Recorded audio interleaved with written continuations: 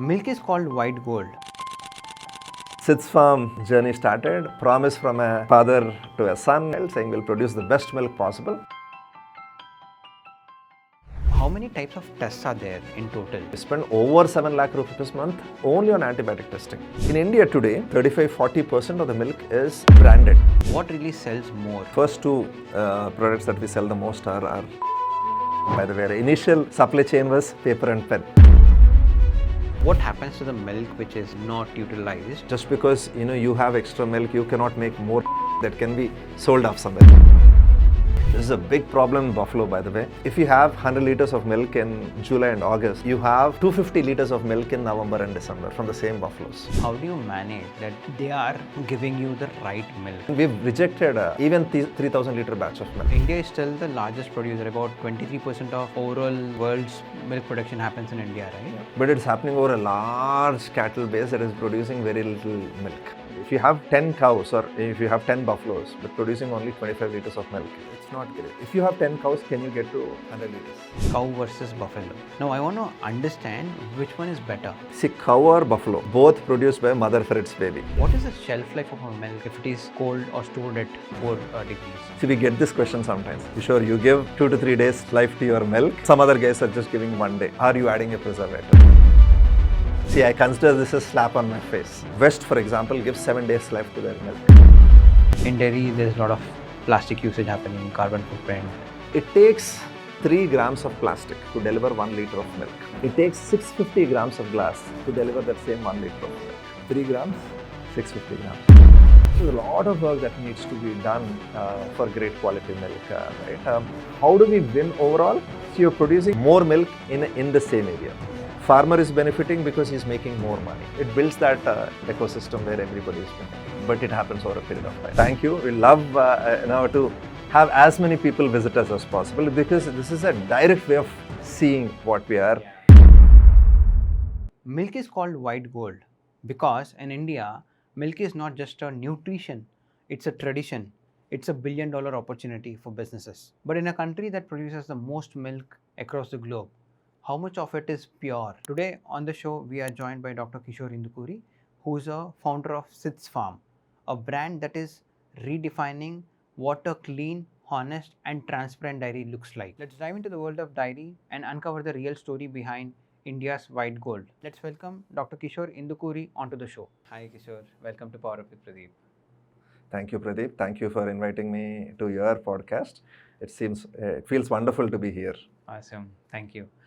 Kishore, I want to start with addressing, the biggest thing that keep happening in our Indian homes, right? You did PhD, and you are a IIT grad. From there, you went to US, worked in big tech firms, and then came back to India and took up something which usually people don't think of doing it, which is getting into dairy, going behind cows, right? In fact, in Telugu, there is this famous saying, if you don't study, your parents usually say, go and graze cattle, right? Barrelling asko sadhu rakunte ani, right? So, what made you get into this? What was the mindset which framed, and what is the opportunity that you saw in this field? Super, Pradeep. Actually, I never thought of it that this way. See, for me, I come from a middle class family. For my parents, education was a way to a better life. Right. That is what they always kept telling me, right? Study. Only this is the only way out for us. So it was always, that thing was there. So for me, working hard and getting into IT was a challenge. Right. I was not. So good in physics, when I was preparing for IIT. So for me, it was a challenge to, sort of conquer, get into the IIT. I didn't think about anything else at that time. Get into IIT, thing that was, paid for. See, if you, I'll tell you an example. My fees in IIT was 800 rupees. 800 rupees in a year. That is what I paid first year. That's it. Yeah, second year probably it was 69 rupees. I'm deeply grateful for what India also did to me, right? Right. So that was beautiful, you know. Other than of course, the mess fees or the whatever the food, but when I joined, it was 800 rupees is what we paid for. Right. So and then after graduation. US Masters and PhD was another challenge, right? Okay. You know, I wanted to get into a good school.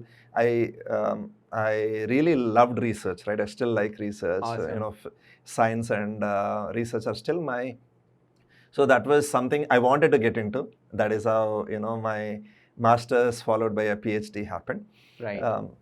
Once you're there, you know, getting into industry was the next thing to do, right? I was sort of following a trail. Right. That was, you know, this is what people did. Right. And Intel was a great place to work. Yeah. You know, I worked there for 6 years.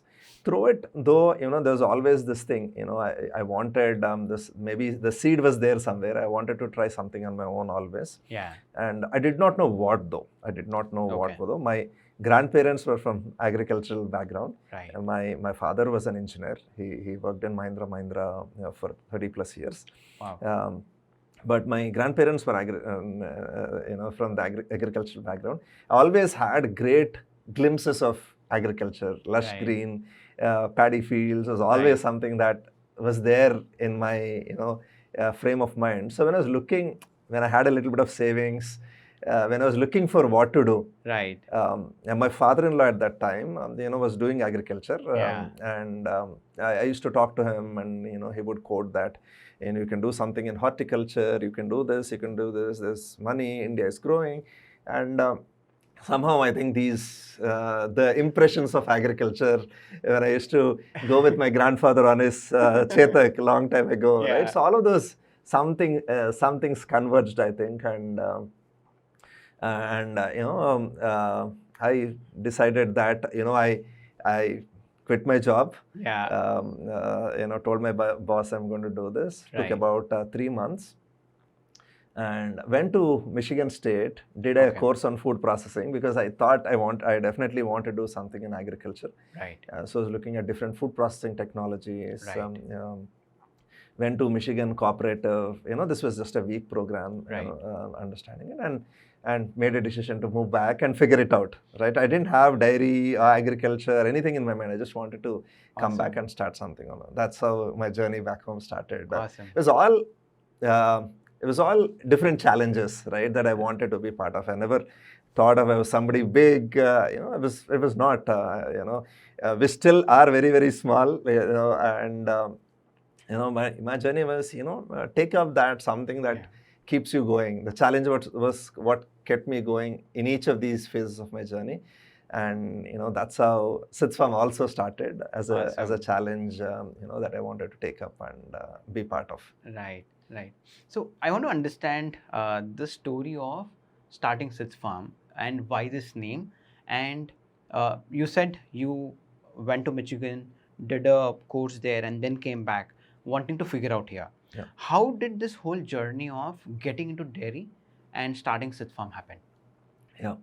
So for me, say agriculture was what I thought. Right? Yeah. So we had a little bit of agricultural land back then, and so I was exploring agriculture. So I was thinking, you know, what can we do? And I was looking at growing exotic vegetables like baby corn, you know, maybe green peppers, bell peppers. Awesome. And then sell it to the larger retail outlets, right? So I started doing this on the outskirts of Bangalore first. That's where my journey started, right? Awesome. So we had a little bit of agricultural land in a place called Kollegalla in Karnataka. Land was cheap there, so we had a little bit of land there. And that's where our journey happened. Yeah. But for me, you know, just coming back from the US, 3 days a week, I was traveling to Bangalore. You know, taking a bus from Hyderabad to Bangalore, and from, you know, Bangalore to Mysore again, right? Kollegalla is between Bangalore and Mysore. Right. And 3 days a week, not knowing Kannada enough, and sort of trying to do this, sell vegetables essentially, right? You don't realize, I mean, you give it a big fancy name, but you're essentially selling vegetables. And that is how my first 3 months of my life was, right? 2012, Okay. this was what I was doing. Trying to convince, retailers. I went to, multiple, branded outlets that were selling veggies.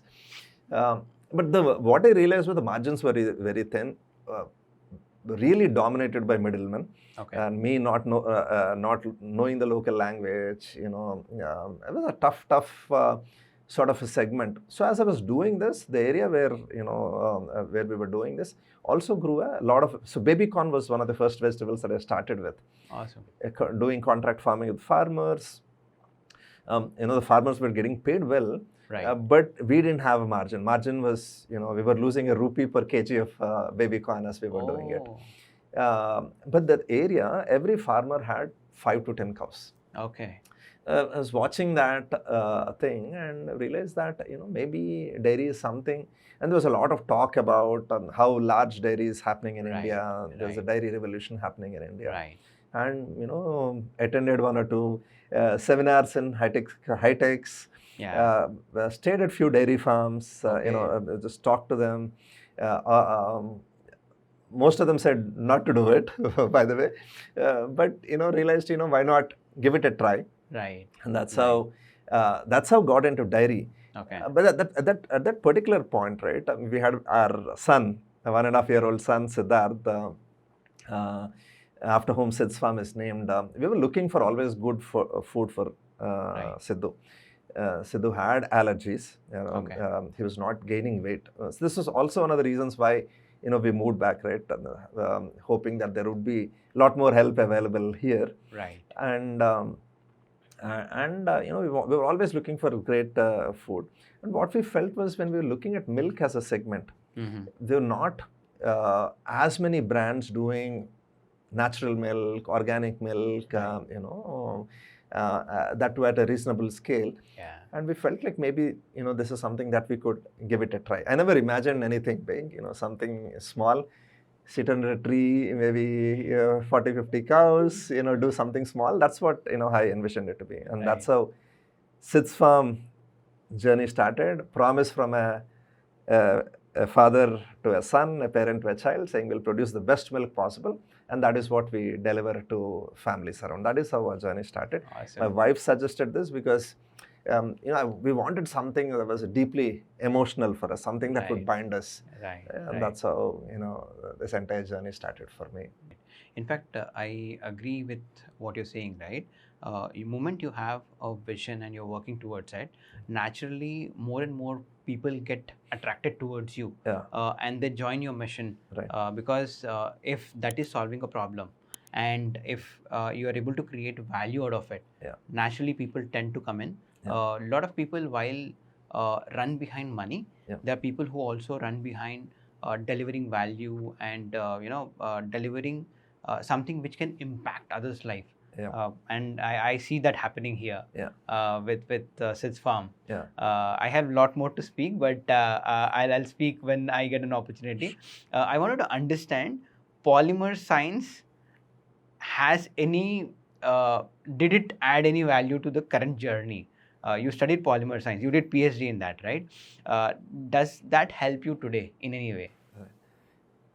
Just trying to connect studies and the business that you're doing today. See, the point of any education, right? Whether it is learning how to milk a buffalo or a cow to, studying Polymer Science. It's all about, right? Education, the pursuit of education is to problem solve. Correct. Right? If you learn how to be patient, persevere, and solve any problem. I think that is the purpose of education, right? Yeah. I think all my education, I think, helped me with it. Today, any problem that gets thrown at us, right? Yeah. If we apply our mind to it, if we sit on it as a team, put the right resources together. I think we can solve it, right?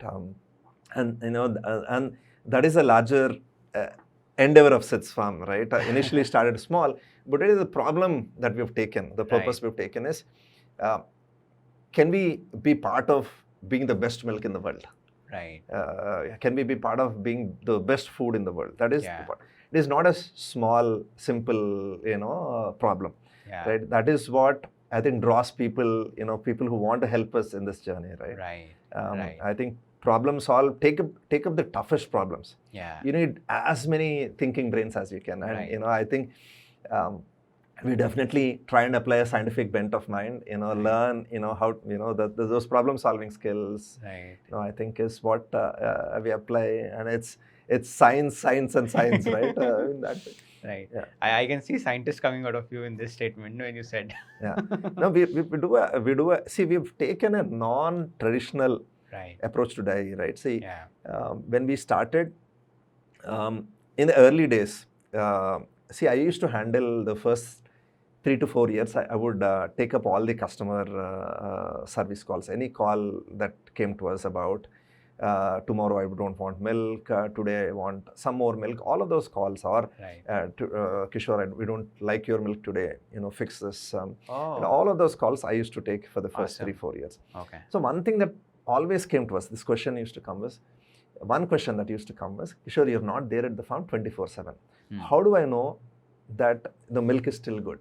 How do I know that your person has not added water to milk, right? How do I know this? Yeah. Because that is a constant worry for people, right? Correct. So we knew that, I needed to convince myself first, Yeah. right? That milk that gets delivered into a customer's home is actually good. So we knew testing was important, Okay. right? And the dairy industry does a lot of testing. Right. But the one specific focus in testing that we did is not just looking at the microbiology of milk. Yeah. Microbiology is anything to do with bacteria, not just Right. that. Right. But really, is the milk that I'm giving my customer, is it really 100% milk? Is there no other junk in it? Is Yeah. there no, are there no antibiotics in it? Are there Right. no preservatives in it? Are there Right. no thickeners in it? Right. We initially looked around. We used to get a National Dairy Development Board kits. Okay. Right, so these are, you can buy a kit for 4,200 rupees. We would buy those kits, test milk, right? This tests for maybe urea, sugar, salt, a preservative, 4 simple tests. Lot Those of are the kit. adulteration. Yeah, adulteration sort of tests, 3-4 Yeah. tests, and we started testing more and more of that. Okay. And as we started, doing this, the kit would get over in a day. But we were starting to feel confident, right? Now we are doing more, not just water, not just fat. We're looking for more. Right. And then we started getting into the depth of it. So see, this is where science helps, right? Right. See, this is a concern in customers' mind, trust, right? Yeah. They want to feel safe giving it to their kids. Right. How do I instill that safety in them? I need to feel that as a founder who is delivering that milk. How do I know for myself first? Absolutely. I don't Correct. want to just say it, right? Trust me, trust. There's a Kishore sitting there, just trust Kishore, right? So that is where we started going into the depth. Today, we do over 10,000 tests a day, right? Yeah. That is what that is what it takes us. We're still looking for more. Right? Yeah. In fact, since you spoke a lot about test and you kept testing and you publicly show the reports also a lot of times. I've also seen that. I want to understand if there is any backlash or any backfiring that happened because of you showing report. Anything like that happened? So typically, no, I would say, Pradeep. Okay.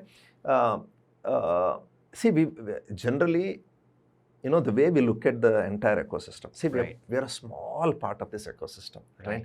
Right. Today, thanks to large dairies, thanks Yeah. to the we're a small part of this ecosystem. Thanks to the ecosystem today, Right. dairy as an industry is a beautiful ecosystem. Right. We have large players starting with Mother Dairy, Amul, a lot of the large cooperatives, Vijaya here Right. in Telangana, Avin in Tamil Nadu, Nandini in Karnataka. Large cooperatives plus large private players, right? Right. You have Heritage, you have Hatson, many Dodla, many large players, right? Right. Because of this today, every dairy equipment today is manufactured in India. We created this beautiful where it is self-sustaining. Right. We are standing on the shoulders of these giants. Yeah. Right? The problem that we took was, now can we work a little bit more, take certain pain points, work on this and say, can we be, can we create milk or milk products that we can call ourselves the best in the world? How do we get there? It is a journey, right? It won't happen in a day. Correct. But we want to be a small part of this journey. And that is, how we looked at this. Right? So always grateful to all the support and stuff. I think it pushes each other. Absolutely. Right? It pushes each other. We are showcasing some things that we are doing. Right. And we've never realized, by the way, that we would go past maybe 300, 400 liters of milk. Right. Validation that what we are doing, right? We are able to reach to larger number of customers today because they like what we are doing. They support our journey. Right? So I think it's great for the industry, right? So multiple models exist, multiple companies that are trying to bring different types of innovation. Absolutely. To milk. I think each of them definitely add value to the overall ecosystem. Yeah. But here and there, you'll always have those couple of unorganized or not so value-driven companies which do adulteration, but otherwise, most of them come with the right intent. Having said that, Sids Farm is very uniquely positioned on the trust and value side of it.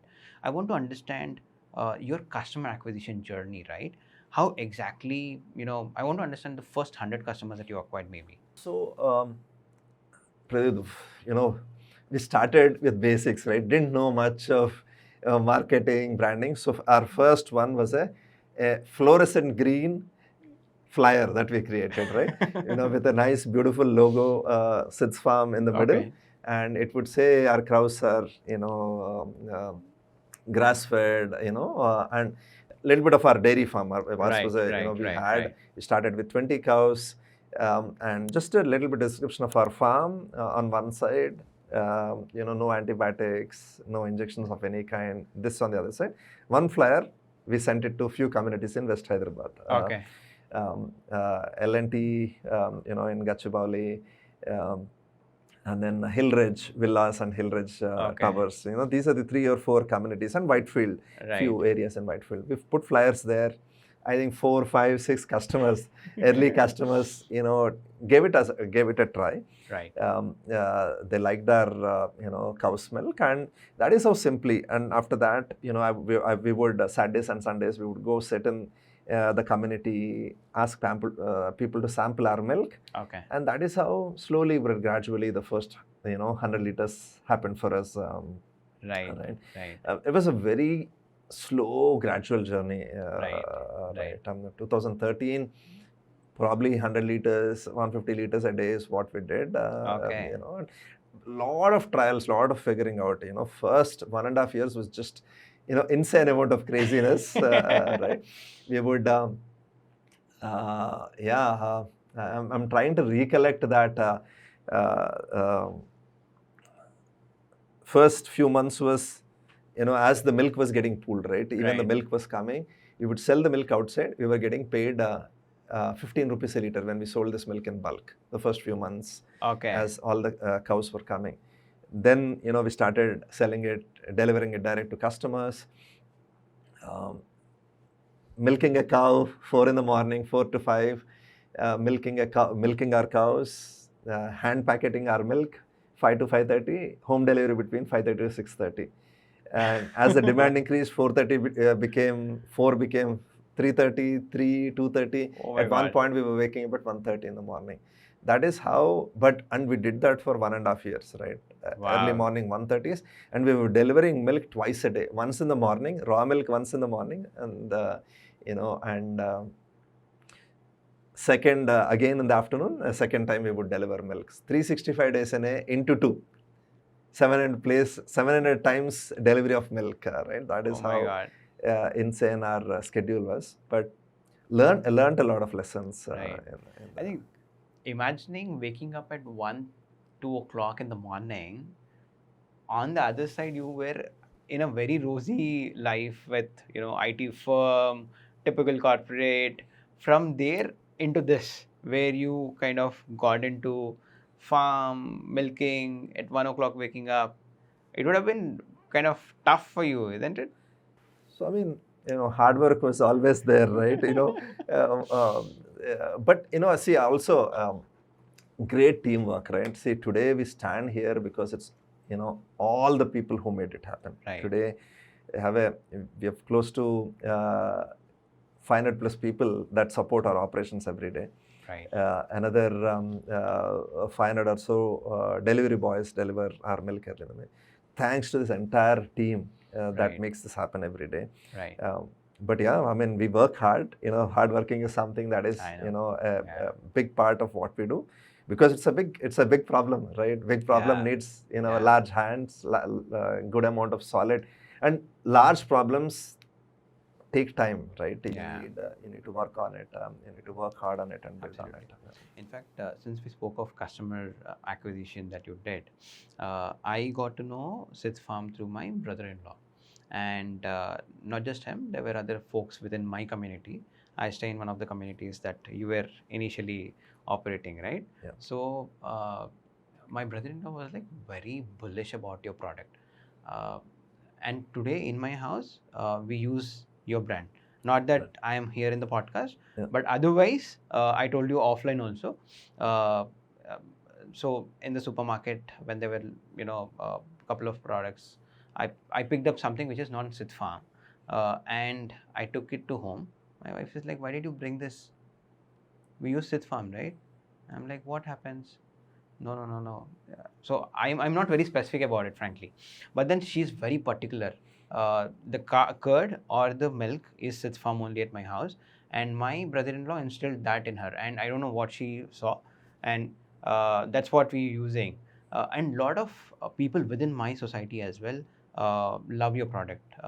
What exactly is this? I know you shared a lot of test reports and all, but what is that others in the industry do, and you are not doing that, which creates a sense of liking towards your product, is what I want to understand. Because I know reports is what you shared. I've seen some of your videos as well. But then what are the other players in the industry who do not follow the ethics, maybe, is what I'm referring to, happen from an adulteration standpoint? One, first the input material, right, which is milk. We make sure that milk itself is great. Okay. Starting from, how it is coming from our set of farmers, right? We work with close to 5,000 farmers now. Right. There are three things to milk, right, I would say. Yeah. One is paying a fair price, paying a good price, paying a fair price is first. Yeah. Second is testing, right? We test milk at least 3 times before it first hits our pasteurization or hits our factory. Right. First is at a village level where our farmers are located. Second is at our chilling center level. Okay. Again, very, very detailed testing. Right? Testing for 5 to 6 different types of thickeners or adulterants, then preservatives, another 5 to 6 different types of preservatives. Then 5 different types of antibiotics. We look for tetracyclines, beta-lactams, sulfonamides, strepto, chloroformquinol, 2 different types of drugs. We go into the depth to make sure milk is great. Take this great quality milk. Like just like what you would have had in your village. Right? Just this great quality milk. Just all we do is basic heating, followed by chilling, and deliver it to the customer. This is how we do our whole milk. Right. And any product also, very few simple ingredients. We don't do anything that is not needed. Right. If you take our paneer, it's very simple process. Heat milk to 90 degrees. And add lime juice, break it. Nothing else, right? No other synthetic things to break milk, nothing else, right? Very simple, straightforward, what we have always done traditionally. This is what we try and stick to. Curd also, just do the basic, how we would do at home, similar, but at slightly larger industrial scale. Great curd, good tasting curd, and that is how we have, we create our products. We also do these differentiated products. For example, we do buffalo's milk separately. We make sure that it is really truly buffalo's milk, cow's milk, desi cow milk from native Indian cows. We do that separately. Similarly, we do cow curd separately, buffalo curd separately, cow butter separately, buffalo butter separately. Good quality ingredients, great tasting products, right? This is how we keep it simple, nothing complicated, keep it simple. And, that's how we do this. Right. On the testing side, you mentioned you take a 4,000 rupee kit and you do testing and you Right. keep testing it, right? Right. How many types of tests are there in total? Right. And if you can throw more light on the testing side of it, Yeah. let people who are watching this podcast also understand Yeah. the types of testings and Right. what all tests is your product going through. Yeah. So I'll take a moment or two to explain a little bit of detail. Sure. Yeah. Right. See, when we first started, as I said, right, we were getting paid 2013. We were only getting paid 15 rupees a liter. Our cost of production was 25. Oh. 99.9% of the farmers still don't do anything. They accept this is their fate. They don't look at what is their salary and all of that. That was the scenario then. Now the farmers are definitely getting paid better in India today, right? But see, I mean, thing is, this is typically how thickeners get into milk, right? Right. Not enough price point is there. Anything that is typically white in color, can get added to milk. See, the basic testing machine for milk around the world is an ultrasound machine. Yeah. Ultrasound, can hear, it cannot see. Right. So when these thickeners, when they get added to milk, right, the machine is not able to detect. The machine, because it cannot see.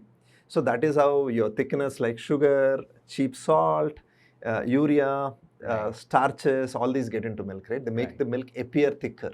Okay. Right. So that is how this thickness. So we look for those first. Okay. Initially, as I said, we were using these NDDB kits, but most of the reagents today we prepare it ourselves because we do a lot of testing. You can go to FSSI, website. That's a regulatory body. Regulatory body of India. Very beautifully, how do you test for starch? There's a test method that FSSI shows very clearly how to do this. Right. You want to look for urea, there's a clear procedure. Okay. So we, all of this, right? So we use that and prepare our own test kits, right? Because we do testing at scale. Right. We developed all of these reagents ourselves, and that is how we first look for any thickeners. Right. पालन चिक्कगा जैसे पदार्थ, to say it in Telugu, दूध को गाढ़ा बनाने के लिए जो यूज होता है, वो सारे एडल्ट्रेंट्स को पहले टेस्ट करते हैं. Then once we ticked off thickeners, then you go to preservatives. Right. See, milk is food for us. Milk is also food for bacteria. Correct. The only good way of preserving milk is by chilling it. Okay. Chill milk to 4 degrees, and milk will naturally stay good for at least 7 to 10 days. 4 degrees you said. Just 4 degrees, right? Okay. Your fridge is at 4 degrees. Right. Because once you take milk to 4 degrees, your bacteria cannot grow. You are actually reducing the activity of bacteria. Okay. That is the only good way of preserving. You don't need to add any preservative if you chill milk content. Understood. Right? But chilling costs money, right? Preservatives are a cheaper shortcut. Right. Which never be done. So next we test for those preservatives. So like preservatives is where the adulteration steps in.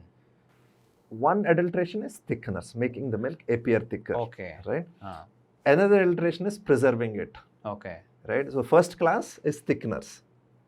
Got that. See, milk is 40 rupees, at least 50 rupees a kg or a liter in India today. Right. Your salt is probably 10 rupees a kg. Right. So your adulteration is replacing with something that is cheaper. Yeah. So that another adulteration, which is, today you hear about analog paneer versus this real paneer. Correct, right? correct. In fact, we have been talking about this in our farm event forever. Every Saturday we do a farm event. This is a question that keeps coming up. Right. So see, analog paneer is making paneer with non-dairy ingredients, right? See, because what do I mean by that? Milk fat is at least 600 rupees a kg, 500 to 600 rupees a kg. Correct. Vegetable fat, vegetable oil is 100 rupees a kg, 80 rupees a kg. So if milk fat, which is considered good, is replaced with vegetable fat, you won't be able to detect with your naked eye. But you're replacing something expensive with cheaper stuff. So that is where FSSI has asked for recommendations on this analog paneer. This is what, if you're replacing few of the ingredients, if you replace, say, your milk solids with, say, starch is definitely cheaper, right? So this is how, see, India, we have always put this target, right? Milk has to be sold at this price, paneer has to be sold at this price, right? Rather, let's get the best quality, maybe slightly more price, right? So that is what, what we've taken. We'll try and we will do only the best, not try. We will do only the best, Yeah. but this is what it is costing us today. Got Please, please support us. This is usually how we talk to our customers, right? We've always, whenever we felt like whatever we were doing is not viable as a business, we've always went back to our customers and they supported us in our journey. They've given us, what it costs us, right? Our buffalo milk is expensive, but it is what it takes to us, right? All the testing that we do to make sure any milk that does not meet our standards, we reject it. Third, to give that milk, we always need to maintain a buffer, right? Today, if my customer is asking for 100 liters of milk, I cannot just keep 100 liters of milk. I need to have 120 liters of milk just so that I can meet their demand every day. But the 20 liters, we sell it at a loss, right? We have to sell it at a loss because we're paying a slight premium. Right. And then when you sell that, take that milk and sell it in the open market, we lose money. Yeah. Right. So all of these, you always have to, initially in our first year of our journey, if we fell short of milk, we would come back to the farm, milk our cow a third time and say, Dedo, please, take that milk and deliver it to our customers. Today, it's not possible. We need to maintain a buffer every day. Right. And that buffer is at loss. So all of these is why, because for us, quality is non-negotiable. That safety that we, that is the real value that we give to our customers. Right. It doesn't matter if whatever we are setting as a benchmark of quality, safety that we promise to customers, that milk is not their way, we won't deliver that milk to our customers. Right. So that's why, to do this is why it costs us a little bit more to produce. So you go through all of these tests, and then you say this product is basically passing all the tests. Yeah. Awesome. So I talked about thickeners and preservatives. Right. This is basically adulteration. Next is injections, right? See, antibiotics. Okay. So what are these? That is the second, sort of the larger area. Right. See, we fall sick.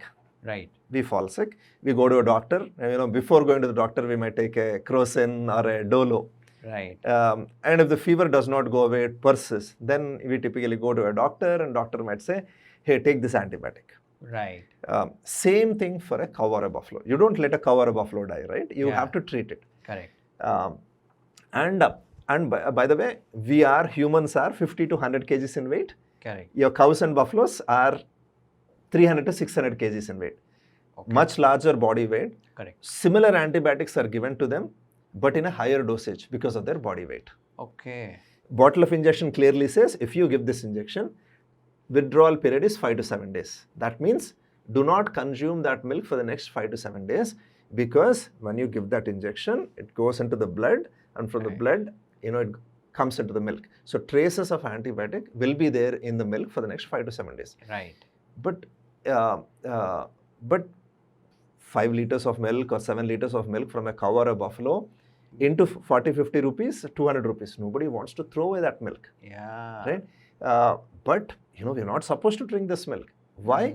Every day unknowingly you're drinking milk or, another food with a little bit of antibiotic in it, you're developing something called AMR, antimicrobial drug resistance, right? So bacteria are getting used to that antibiotic. Oh, so when the injection is really supposed to work for you, every day if you're unknowingly eating a little bit, you're creating these super bugs or super bacteria that do not die when you give it an antibiotic next time. Oh. So that's why it's super important to make sure there are no antibiotics in our milk. FSSAI has given clear mandate that, they want to, antibiotics should not be there in food. WHO talks about it, right? This is a big problem around the world, also in India, right? Has to be taken. So we test for that. Right. Spend a good amount of money. We spend over 7 lakh rupees a month only on antibiotic testing. Oh my God. 2 different types of steroids we look for, estriol, estradiol, something that we look at. So this is the depth of the testing that we go into milk, right? Right. For example, we sell A2 milk, for example, right, separately, from Desi cow milk. Right. We test all of our cows that are part of our 80 Desi cow milk network using a RT-PCR tool, DNA test technique, to be able to say that the milk is actually from Desi cows. So that testing we do. Right. So there's a lot of depth that we go into milk to understand, to deliver this value to our customers. I mean, the injections part made me rethink on why people go behind a brand like you. Especially thanks to my wife and brother-in-law who's pushing me to actually go for this milk. Now I understand why they are so particular about it. Yeah, and so this is effort also, Pradeep. We all have to put together, right? Yeah. We put as Sids Farm as a, we took a small step, everybody together, right? Right. See, quality or, safety, absolutely safe milk, right? Does not just happen, right? We all together have to be part of this journey, make it happen, right? I mean, people, especially like me, who are not really particular about what's going into what we are eating, Right. tend to lose a lot without knowing or without researching on things like these. Right. I think great that Sids Farm is doing this, sort of bringing in a product which has no adulteration in it, or kind of making sure, as in respect to you and your team, on the kind of values that you are operating as a business. Because a lot of times what happens, founders fall under the pressure. In the start, most of the founders, most of them in general, start with a value driven objective, but you always have numbers pressure. P&L, you'll have to meet salaries, rental, all of this. People tend to lose out in the process, and then they say, okay, because I'm not doing profits, I'm okay to compromise here. But you sticking to the core objective of it, and going out and saying, hey, this is what my cost is, and I would want to, it doesn't work out if I give you at the same price, right? And people supporting it, that's a good way of doing business, is how I see it. So, I mean, great point, Pradeep. See, one thing we are aligned, right? This is what, if my people, the people at Sids Farm, point out that, sir, isko aur better karna hai. Right. Let's do this even better. We're all aligned. In fact, I'll tell you, right? In 2016, 17, we were doing 10% of the tests. Right. That we are doing now, right? We've increased the number of tests that we do a lot more now. Because we're learning a lot more, right? We're learning a lot more. We should look at this also. We should look at this also. Just focused on that quality, right? For us, that safety. See, why is our customer paying that 25% more? And coming and buying our milk, right? Because they want us to be absolutely sure any single day. Right. That my milk and milk products are this, or anything that we provide them is this, right? So that is what they're looking for us, and that is what we want to absolutely deliver to them. Got that. But the entire ecosystem also, right? I think each of us works on it, right? I think this will change in India today. I think close to 35-40% of the milk is actually branded milk and milk products. Rest of it is still unorganized segment. Absolutely. Right. There also a lot of education, right? It doesn't matter whether, even when it is unbranded, right? If they're able to talk to their customers and say, this is my value. I think today any customer is willing to provide. Right. In fact, when we do internship program, we recently had a guy who was actually his parents were running a dairy farm. Right, and they sell milk directly to customers. Right. A lot of the questions, his internal he would ask us, hey, Kishore, how do you do this? How do you do this? We do a training program every Friday, and a lot of the questions. You say, go out and tell your customers, this is my value. Right. Right. In fact, any one of them, right, if they want to come and see how we do, how we test. We definitely, in our capacity, we would want to support them in their journeys, right? So this entire, because ultimately customer is looking for that. Right? If we can provide that, it's great. In one of the recent LinkedIn post, Heritage CEO said this: only 5% of paneer in the country that sells in the country today is branded. Only 5%. 95% is unorganized. Just this LinkedIn post is. Just I think a week old. I was saying 95% of the customers are not buying branded paneer. That is what he said. So that is somehow the trust has to be built with the customer, saying that because being a brand, you fall under a regulation, right? Somebody else can come and regulate you, can look at it, test, and so I think there are a bunch of things that as an ecosystem we have to solve for this. Got that. You spoke about multiple products within your ecosystem, right? A2 you mentioned. Then there is when I was going through your website, I very clearly see a demarcation of cow milk, cow milk, cow ghee, buffalo ghee, and then you specifically have this, right? I want to understand why, as in what difference will it make, especially when I look at your A2 versus a regular buffalo or cow milk, and how are these two within themselves, cow and buffalo, are different, and what will it have in terms of effect on a human body? This will take a couple of minutes, Pradeep. Sure, take your time. See, A2 as a concept, first started Right. in Australia and New Zealand, right? Okay. So there's a company called A2 Milk Corporation that Oh. started in Australia. They, you don't have desi cows or buffaloes in Australia, right? Yeah.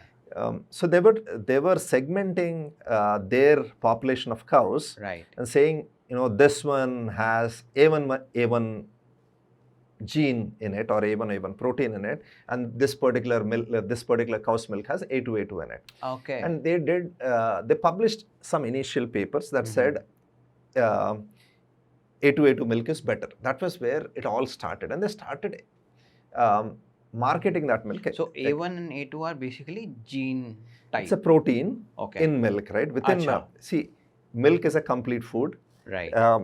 First important ingredient is fat, and then you have rest of the solids. Right. Milk is 88% water, 4%. I'm taking cow's milk, 88% water, 4% fat, 8% of the other solids. We call this Okay. SNF, right? Okay. In SNF, the first one is carbohydrates, which is Right. essential energy, Right. right? Carbohydrates, sugar. The second one is protein. Right. In that protein, Right. right, in the amino acid chain, right, Right. the 67th chain, Yeah. if it is a proline, Right. you call it A2. Right. If it is a histidine, you call it A1. It's a small Okay. segment within that the amino acid chain. It's what makes it A2 or A1. So it is a protein only, right? Okay. So that's how this thing started in Australia. Got it. And in India, the reason it gained significance was your native Indian species, Right. either your buffalo or your desi cows, Right. are all A2. Donkeys are A2, camels are A2, Okay. zebu cattle, African, Indian native cattle, these are all A2. Right. And only in European cows, that too in a certain population of HF cows, Holstein Friesians, you have A1 gene in it. And that is where all this, India had gained prominence because of desi cows. See, we were losing desi cows at a rapid pace because, Okay. see, in 50 years ago, India didn't have enough milk, Okay. right? We had a large population, and we imported European cows because they produced more milk, Right. and they were crossed with local Indian varieties. Okay. So those crosses, Right. crosses between Indian and HF versus jerseys, right? These are the Right. European cows. Right. Two major breeds, HFs and jerseys. Right. HFs are black and white spot cows. Right. Jerseys are brown cows, right? These were crossed with Indian varieties to give maybe 15, 20 liters of milk a day. And they started replacing the Indian cows. Okay. So, in fact, today, the predominant amount of milk in India is from these crossbreds. So, there's a worry, in the last 15, 20 years that we would quickly, all our native Indian cows would be gone. Oh. And that is how A2 started becoming, a large subject in India, right? How do we protect our desi cows? Right. See, if you look at the science of A1, A2, right, you can debate one is right or wrong. But in India, A2, why is that this thing? See, native Indian cows have been in this land for thousands of years, Right. right? 10,000 years, maybe, longer, right? Yeah. They've been in this land, they're better immune, they're suited to Yeah. the soil, they're born in this soil. Right. Can you measure all of that? You can, whatever you put a name to it, whether it is medicinal properties of milk, Right. the nature of the cow, all of that, whether science can put a handle on it, can science really measure it? People believe inherently that this milk is great. But desi cows produce less milk today. We have to improve the genetics of it. They produce less milk, so the milk is expensive.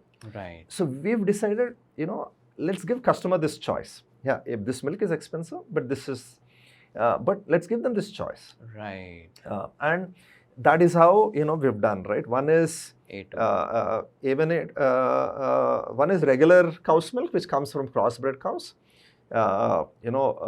Second is either the buffalo milk, which is generally all A2A2. All buffaloes are A2A2. Right. And then there is, desi cow milk, which is A2A2. Right. Yeah. Right. I mean, such a depth of it. Yeah, there's so much you can debate even for a long time. Yeah. Except for what I researched before getting into this conversation. Yeah. Otherwise, I had zero idea. I'm like, I used to have this tone of what's the difference, cow, buffalo, how does it matter? Yeah. In fact, there is this toned versus not toned also. Right. What is that? How does it have impact?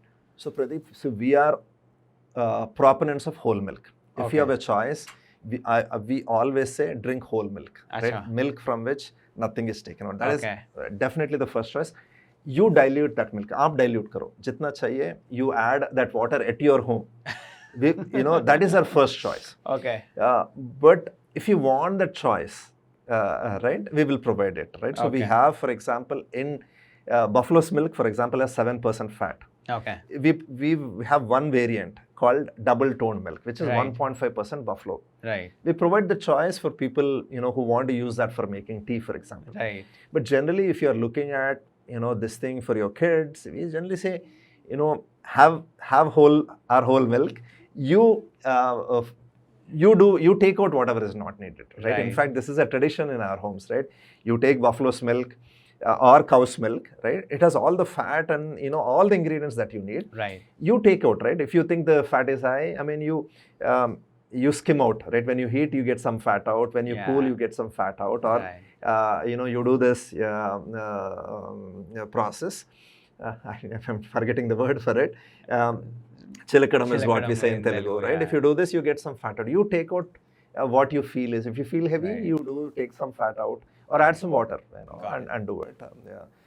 It's the best, right? Because nature has designed it, right? It has everything in it, right? Milk is a super food, complete food. It has everything. I mean, if you feel something, say, listen to your body. If your body feels heavy, you do it. But yeah, we have those choices. We have, for example, skim milk, double toned milk. We have those choices. That is how we also make our ghee. We sell a little bit of, for example, our double toned milk. Double toned milk is it's only 1.5%. Rest of the fat is what we use for making our ghee. When we make skim milk, you're taking all the fat out, right?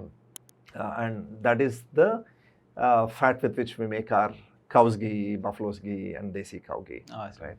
Awesome. So Kishore, in your website, when I look at the product SKUs, right, very clearly every product has cow versus buffalo, right?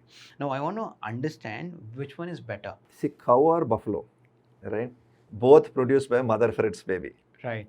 Both are great. It is what you're used to. So if you grow up drinking buffalo milk, absolutely have buffalo milk. Okay. Right?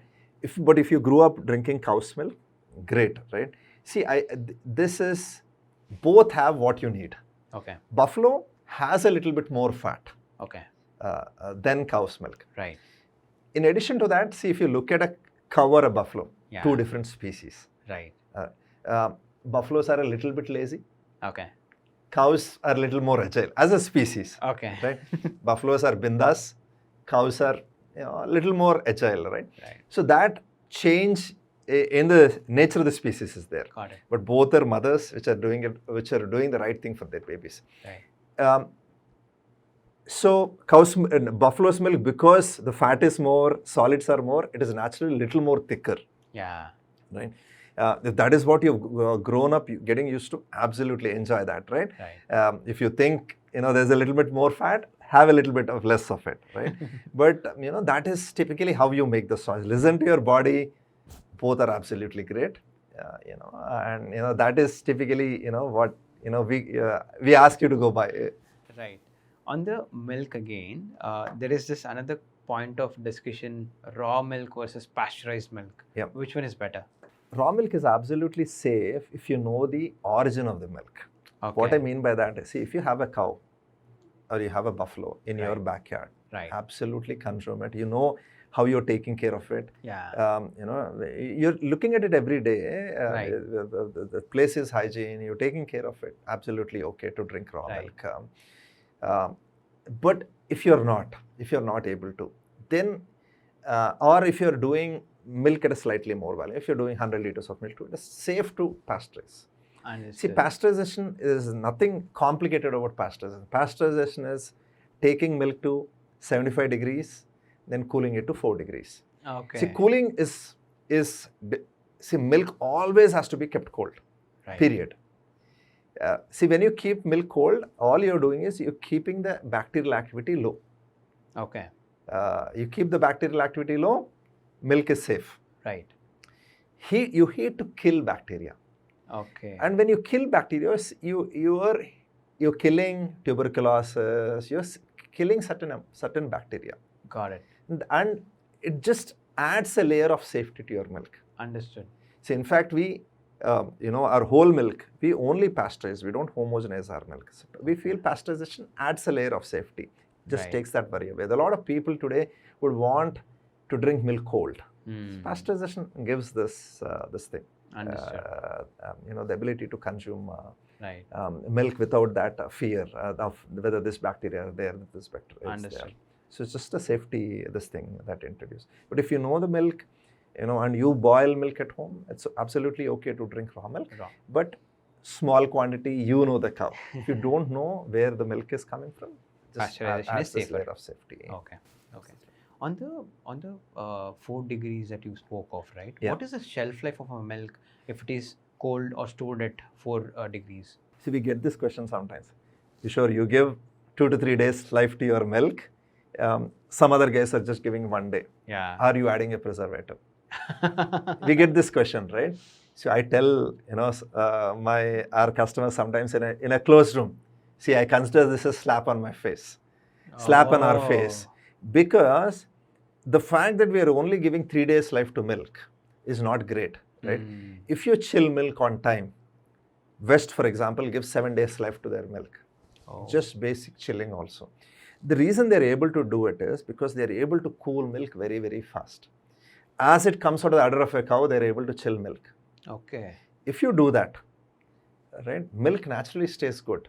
Okay. See, milk has lactose in it. Lactose is the sugar present in milk. And bacteria love it. You leave it outside, bacteria are eating it, bacteria are converting lactose into lactic acid. Doodh khatta hoke toot jata hai. Right. Paalu pullaga hai, pagilpotai. Right. Because of bacteria. And the only way to reduce the bacteria or keep the activity of bacteria low is by chilling it. See, if you chill it later, you leave it for 4 or 5 hours and then you chill it, it doesn't help. Got it. Because the bacterial colonies have already set in. Right. And once life sets in, it's there. Yeah. It is important to control the bacteria even before they start. Right. And that is why chilling is super important. If you're able to chill faster, that is why the investments in milk chilling systems, village level chilling systems, chilling much closer to the source, all of these that is very important. Got it. Right? If you get to that, you get to great quality milk, right? Awesome. And that is our endeavor. Long term, how do you take it very close to where the rest of the world is at? Right. Right. And this needs focused investments. Understood. So we spoke a lot about A2 and we also keep hearing about these words like organic, no hormone, etc. To what extent is this being genuinely used in the market? Right. Sometimes it sounds more like a marketing. Want to understand your view. At an overall industry level, I'm not asking at a Sids Farm level. Yeah. Pradeep, this is super important, right? See, if, as a country or as, companies, we say things that we are not, people lose trust. And once trust is lost, it is very difficult to rebuild it. Yeah. Right? We don't want, see, if you say ourselves, India mein nahi hota hai, then it will never happen, right? See, we want to build the country that we aim for, right? Absolutely. So as a brand, we've always said, we will under-promise, but we will over-deliver. Right. So we've always stayed away for example, using words like, for example, organic, right? Because it is difficult, right? What we felt is, why not take a slightly simpler problem, which is also not simple, by the way. Right. Can we say, whatever we do, is it 100% milk first? There's no other junk in it. There is no thickener, there's no preservative. Anything that is not milk should not be there. Right. Let's first achieve that, rather than going after something that is really big. See, for example, organic as this thing was written in the West, where you have large land holdings. See, when you say we are an organic farm, your neighboring farm should also not be spraying anything. Yeah. Right? But in India, our land holdings are really small. Right. See, so is organic easily achievable, or isn't practically achievable? Yeah. Why go after things that are not so easy? Let's solve problems that are the most important first.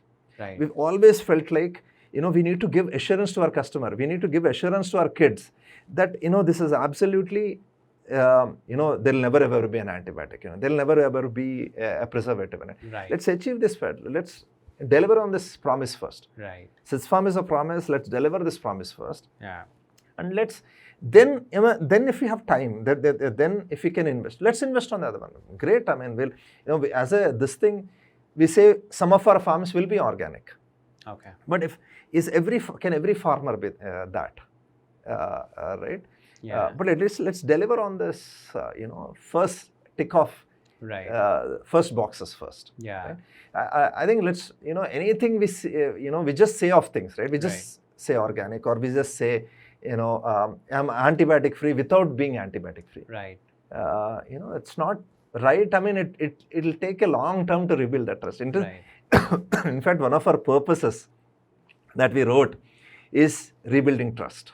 Our why is, can we rebuild trust? Awesome. With our customers. This is how we do it, is through a lot of rigorous testing. Yeah. The products were, we've chosen milk to be the first, milk and meat products to be the first products. Right. But a lot of this rigor, right? Because, customer today is not able to trust, right? Can we be part of that? Can we drive that?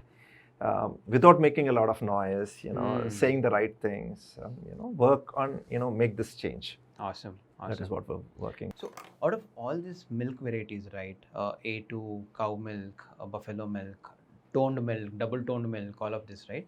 What really sells more in your product line? So first, first two products that we sell the most are buffalo milk and cow milk. Okay. That is what we sell the most. Are your farms open for people to come and see? Absolutely, right. See, in fact, every Saturday for the past, since we've opened, our farm was always open, but we do this in a focused way because this takes a good amount of effort. Every Saturday from 3 to 6, you can just send us a message and you can register for the farm visit. Every Saturday, we throw open our farm to our customers. Okay. You can come, spend some time, ask us any question about milk. We do a half-an-hour session where any question, A2, A1, A2, how do you chill milk? We do a demonstration of our can-level milk chilling system that is there at our farm. Right. Stand for any question. There's no question that, if we know the answer to it, we talk about it openly. First 30 minutes, then we walk into the farm, we start with milking a cow, looking at a farm level chilling system, then do a tractor ride with the kids. This is a great activity kids get to enjoy. Then do a planting session, spend some time. Then we take them inside the lab. We show them all the tests that I just talked about, thickeners, preservatives, antibiotics, induced hormones, RT-PCR, different types of tests, right? Tests that we do on, for example, on ghee, anything, all the tests are open. The strip-based testing that we do for antibiotics and synthetic hormones, all of them are available for customers to see, ask questions. Then we give them a facility tour, right? Awesome. And give them a feel for, what it is that we do. Right. Because milk is not so simple or easy, right? It's still milk is a complex molecule, right? Milk behaves, so customers have a lot of questions, right? Someday the milk might break. Why does milk break? What is the best way to set curd? Bunch of questions, right? So all of that, any Saturday, every Saturday we are open to visitors. In addition to that, we also do a very specific, tailor-made also programs for, say, corporate schools. We've hosted close to 10,000 plus kids at the farm. We've done many programs with the university. For example, we work with Manage, National Institute of Agriculture Extension Management in Rajendra Nagar campus. We've done visits for NAM, the central government institution out there, any institution, right? Awesome. We are open to having visitors there. In fact, just last week we had a group of 30 ex-servicemen that came as part of the NAM group. We hosted several international delegations also, with our farm visits. So, this is our great way of outreach, right? Whatever we are trying to do in a small way, we try and showcase it. Also let people challenge us, right? Hey, you can do this better. Maybe you can do this better. All of that, we're open for suggestions. Learn along the way. Also show what we do. Awesome. Yeah. So, Kishore, I want to now understand the margin structures. You spoke about multiple varieties of products, right? What is profitable for you from a unit economic standpoint? What gives you more money, and what is loss making, if there is anything like that? Okay. Yeah. Sure. So typically, if you look at our product line, right? Generally, in the regular dairy industry, in milk, the margins are thin. The products, the margins are a little better, right? Products also give you the ability to sell it, over an extended period of time. Milk, you have to sell every single day. Correct. Products, you can sell it over a period of time. For example, paneer, you has a shelf life naturally of about 15 days. Okay. Curd, 10 plus days. Right. Buttermilk, and all of these products. So that is a great ability, right? One of the problems with milk is you have to sell it daily. Right? And whatever you are not able to sell to our customers daily, you have to sell it as at a loss to somebody else. Right? Okay. So products give you that little bit of ability. So that is one great thing about product. The great thing about milk is something that is had every day. Right. Milk is a subscription. High volume business. So typically our margins are similar across products, except the products like, for example, ghee have slightly higher margins. Products have slightly better margins compared to milk. But the way, we don't charge for delivery separately. We don't charge the price that is, typically printed on our packet is including the home delivery, for example, right? All of that are sort of part of the cost that we sort of charge our customers. Right. So, starting, if you look at our MIS, right, for example, you have our sales, purchases.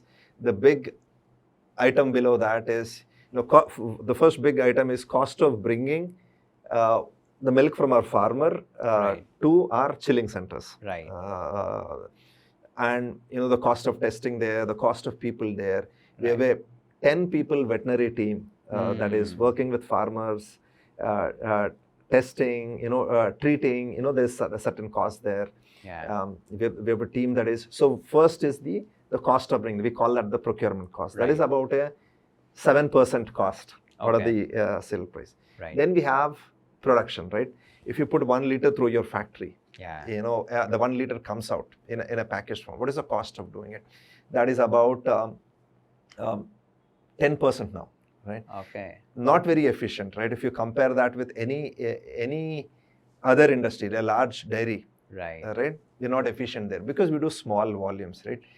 When you talk about dairy, you're typically talking about when you do large dairy, that is very, very efficient. You're talking about lakhs of liters of milk. Right. We're in the thousands or 10,000s of milk as opposed to lakhs there. Right. And also infra, right? See, when you have large infra, typically, and you plan for a large factory, your efficiencies are better. Got it. Right. So those are, so factory not yet super efficient. We're working on driving efficiency. Got Then it. there's a large supply chain cost. We take the milk from our manufacturing facility, bring it to the city, then we have a mid-mile team that is then transporting milk to the delivery partners. We work with close to 500 plus delivery partners.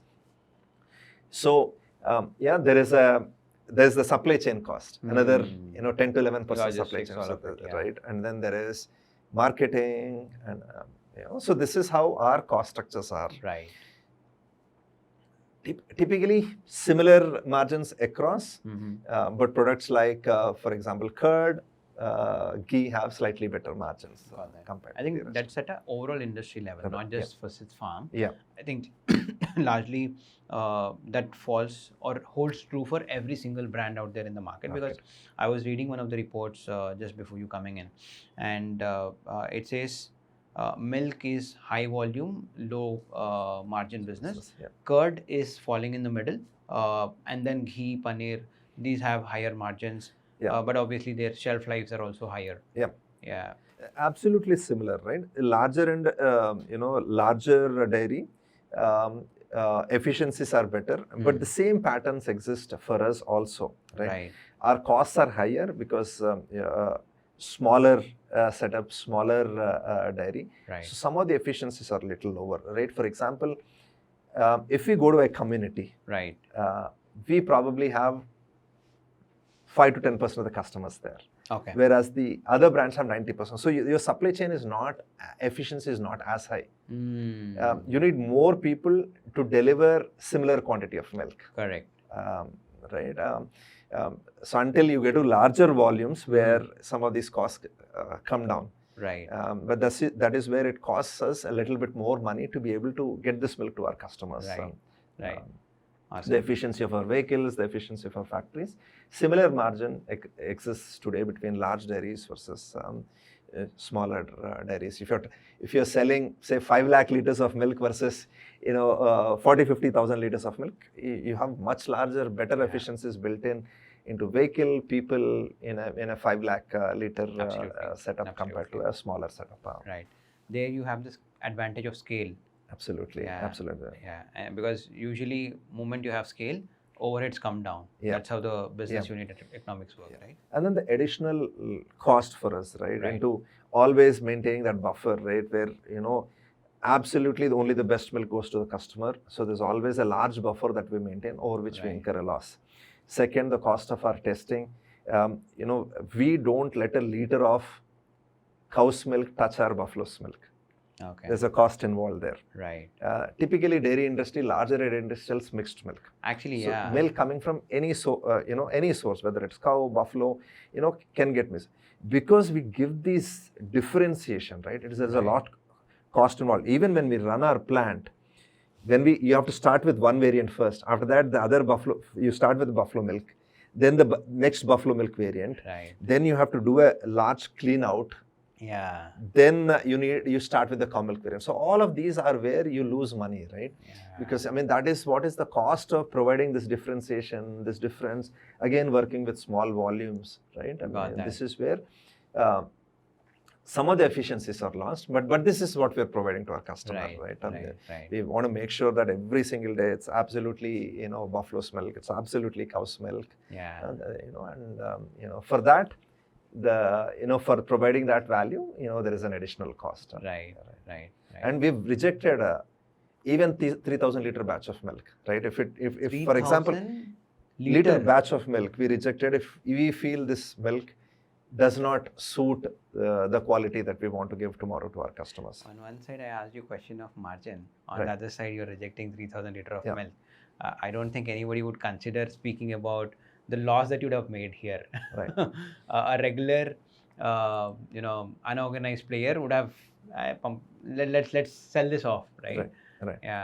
But you see, this is what, if you say yes to something because today it's painful, how do you build that depth in the company, right? How do you build with them? When it's convenient, you do it. When it's not convenient, you don't do it. We don't want to, we want to make sure every single day this is the culture, that we instill, with our people. Right. That our people in the lab have the authority to reject it. Right. Right. Even a 3,000 liter batch of milk, without telling me if they feel the quality that we said we provide to our customers is not there.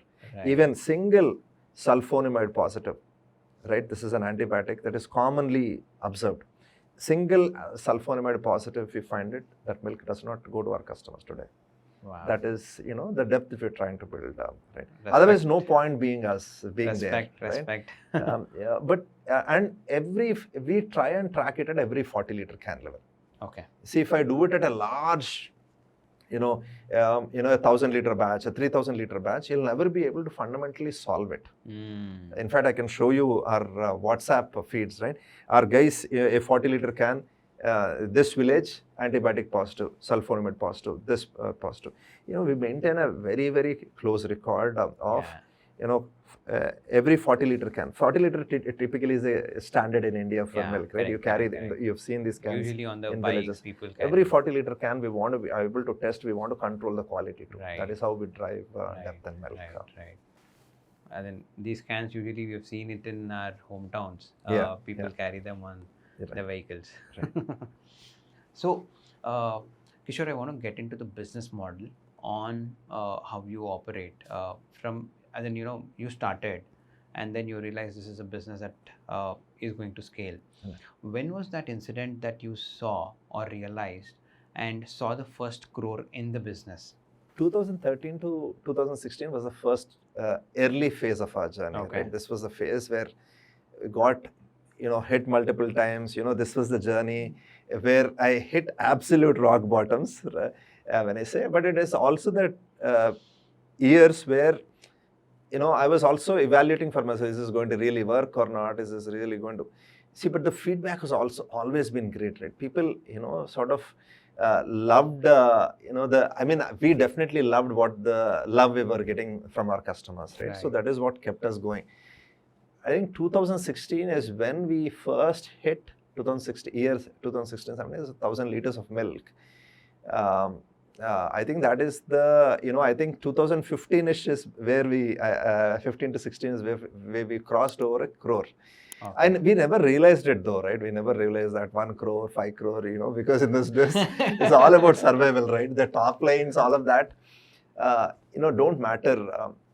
But we were, our customers always supported us, right? So we were, whatever little money, I ran out of all of my money. All my savings gone within the first 1.5 years. Okay. Whatever customers were supported, we were very, very efficient, right? We were like, 20, 30 people trying to do everything. Okay. Everything. When I say everything, right? Very small, me running end to end, doing everything. And whenever the price point, was just not sufficient for us, we went back to our customers, asked them for, please give us this additional 2 rupees per liter of milk. Okay. We wrote a letter to our customers. And that is how we figured out what is the right cost for us to price it. See, I didn't come from a business background. Right. I didn't know what it is to price this milk at. My first price point, outside milk was 42. I priced my milk at 44. Okay. That was my first I started price. Then I realized, absolutely not. Even at that super efficient 1% or 5 people doing everything, it's just not working out. Then, figured out what should be priced at, what should be. Now we have a handle, right? This is what we should be priced at, right? This is the, this is what it means to do business, right? For a premium play, this would what ultimately supply chain costs would settle at. Right. Ultimately, this is what production, regular dairy operates at this. Our dairy, because of our scale, it will be slightly higher cost. This is where we need to be. See, it is also unfair to charge customer because you're inefficient. We need to figure out at this scale, at our scale, for a premium segment, what would be the ultimate cost, right? Get there and improve your, that is when we realized we had to raise money. Right, because you need support from an investor to be able to figure out this journey, right? Figure out what is the right cost. Right. I will not be able to do all of this myself forever, right? We need also a great team, right? Absolutely. Ability to afford that team. So investors are giving you that time value, right? That helping you do a little faster. but with the same values. Values are Right. super important. Values will always be great quality milk. Yeah. But figuring out that process, right? What is the right set of people to do this? Right. So that is what, we took the help of our, investors. So sort of, by the way, our first investors are all our customers also. We have, our first angel investors are all of our customers, even the institutional customers, right? That came to us because they're, one of our investor, because their family actually buys their milk in Hyderabad. That is how, we got to our investors as well, right? That way, lot of love, lot of learning. What is the right way to do this business? Definitely learned it along the journey. I think that's a right place to be in. Your customers used your product and then came back to you saying we will invest. I think that's a great place to be in, and that shows that you're building a great product as well. Yeah. So in fact, one more story, right? One of our first people who committed as an angel investor, Sunil, is also is CTO of our company now, right? He's the one that has also after has come back and also is helping with our tech, right? So we have great set of people, right? Great set of people who believe in what we are trying to do, right? I think this is a not just our story, a story of a bunch of people coming together and sort of helping, once we, I think, pick this nice problem to solve, right? We'll be part of great food. Everybody consumes food, great food. And a lot of people, everybody wants to have access to great quality food, right? In my initial, generally questions used to be, it's impossible to do it fairly in India, right? You have to take shortcuts. But we say, we won't take shortcuts. We will do it like this, right? We will do it like this. I think people come to you, right? When people know that it is possible, right? I think you get a lot of help and support. So, Kishore, on the business side, right? I'll repeat this. Kishore, on the business side, what is the current revenue that you're doing? You spoke about the initial journey and the struggles, right? You have raised multiple rounds. One, we would want to understand what is the current revenue that you are on, and also speak about a little bit on the investments that you have raised. So with the from 2016 to 22, we were building a small team, and with whatever little money the business was making, we were putting that back into the business and growing the business.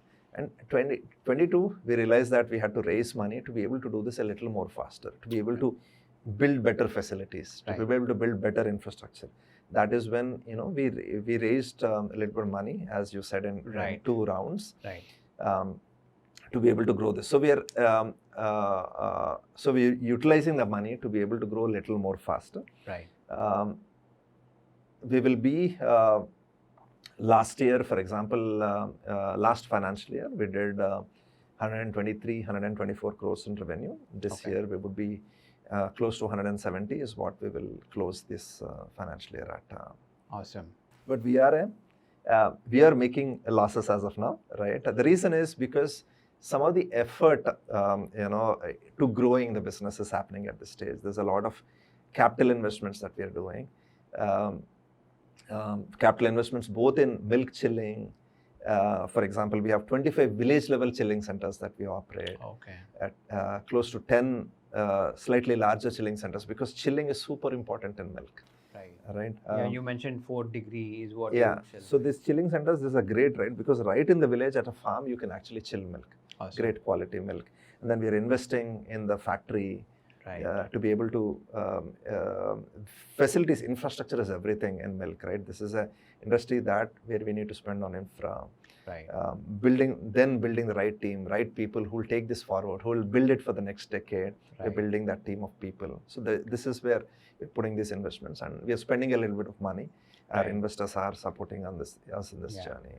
Would you be comfortable sharing the investments that you raised and how many rounds? Sure. So our first angel investment round was about, we raised close to I would say 15 crores as Okay. part of that angel investment. This is Right. our customers, Hyderabad ecosystem, Right. predominantly customers who invested in this, who funded this in 22 and 23. Awesome. Last year, May 24, we raised close to $10 million Okay. from two investors. One is the Narottam Saksaria family. Okay. This is the Ambuja family, Okay. Saksaria family who invested Okay. in us, along with Omnivore. Omnivore is an impact fund based out of, they're present in three cities in India, India-based fund that Okay. primarily invests in agriculture and allied activities. Right? Awesome. Okay. So these two larger institutional investors invested in us last year. Awesome. Okay. So, Kishore, on the supply chain side of it, you spoke multiple times within the conversation now. I want to understand the challenges. What was it in the beginning, and what is it like right now when you have achieved a certain scale? If you can throw light on the challenges there on the logistics side of it. So we have two supply chains Sure. that I can I'd like to sort of emphasize on. One is the supply chain of bringing great quality milk, and chill it on time. That is one. Right.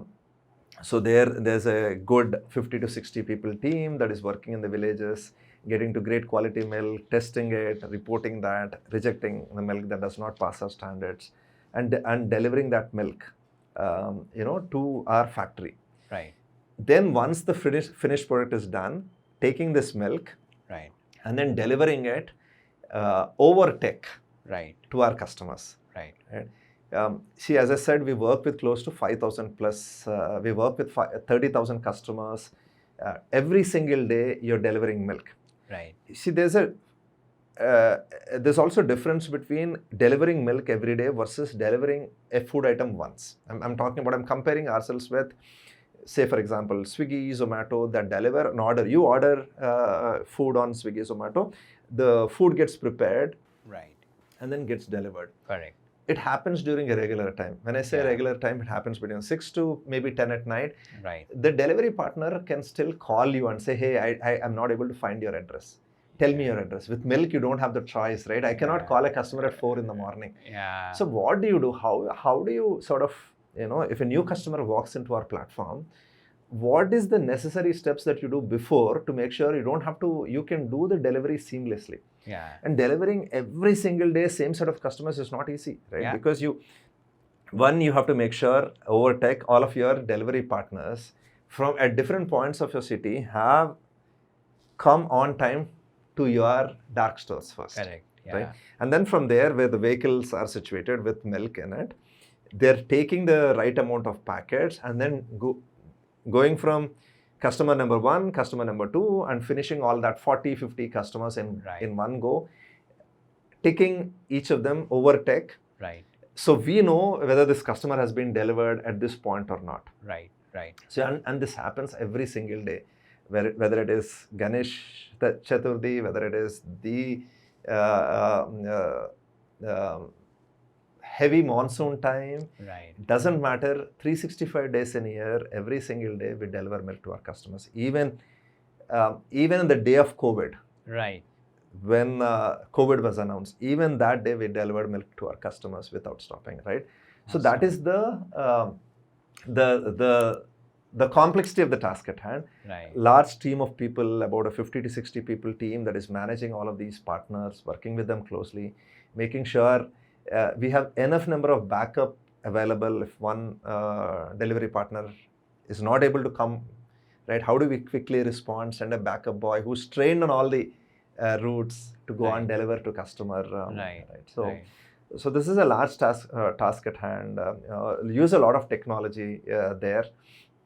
We have a customer-facing app. We have a tech team that we have a customer-facing app where a customer can either take a subscription or single order that gets delivered, tracking all of these delivery boys, managing all of this inventory. Right. It's a lot of tech that we utilize, talking to our customers, answering all of them, recording all of those tickets. Every call that we get is recorded. So there's a lot of tech, there's a lot of data, understanding the behavior of each customer.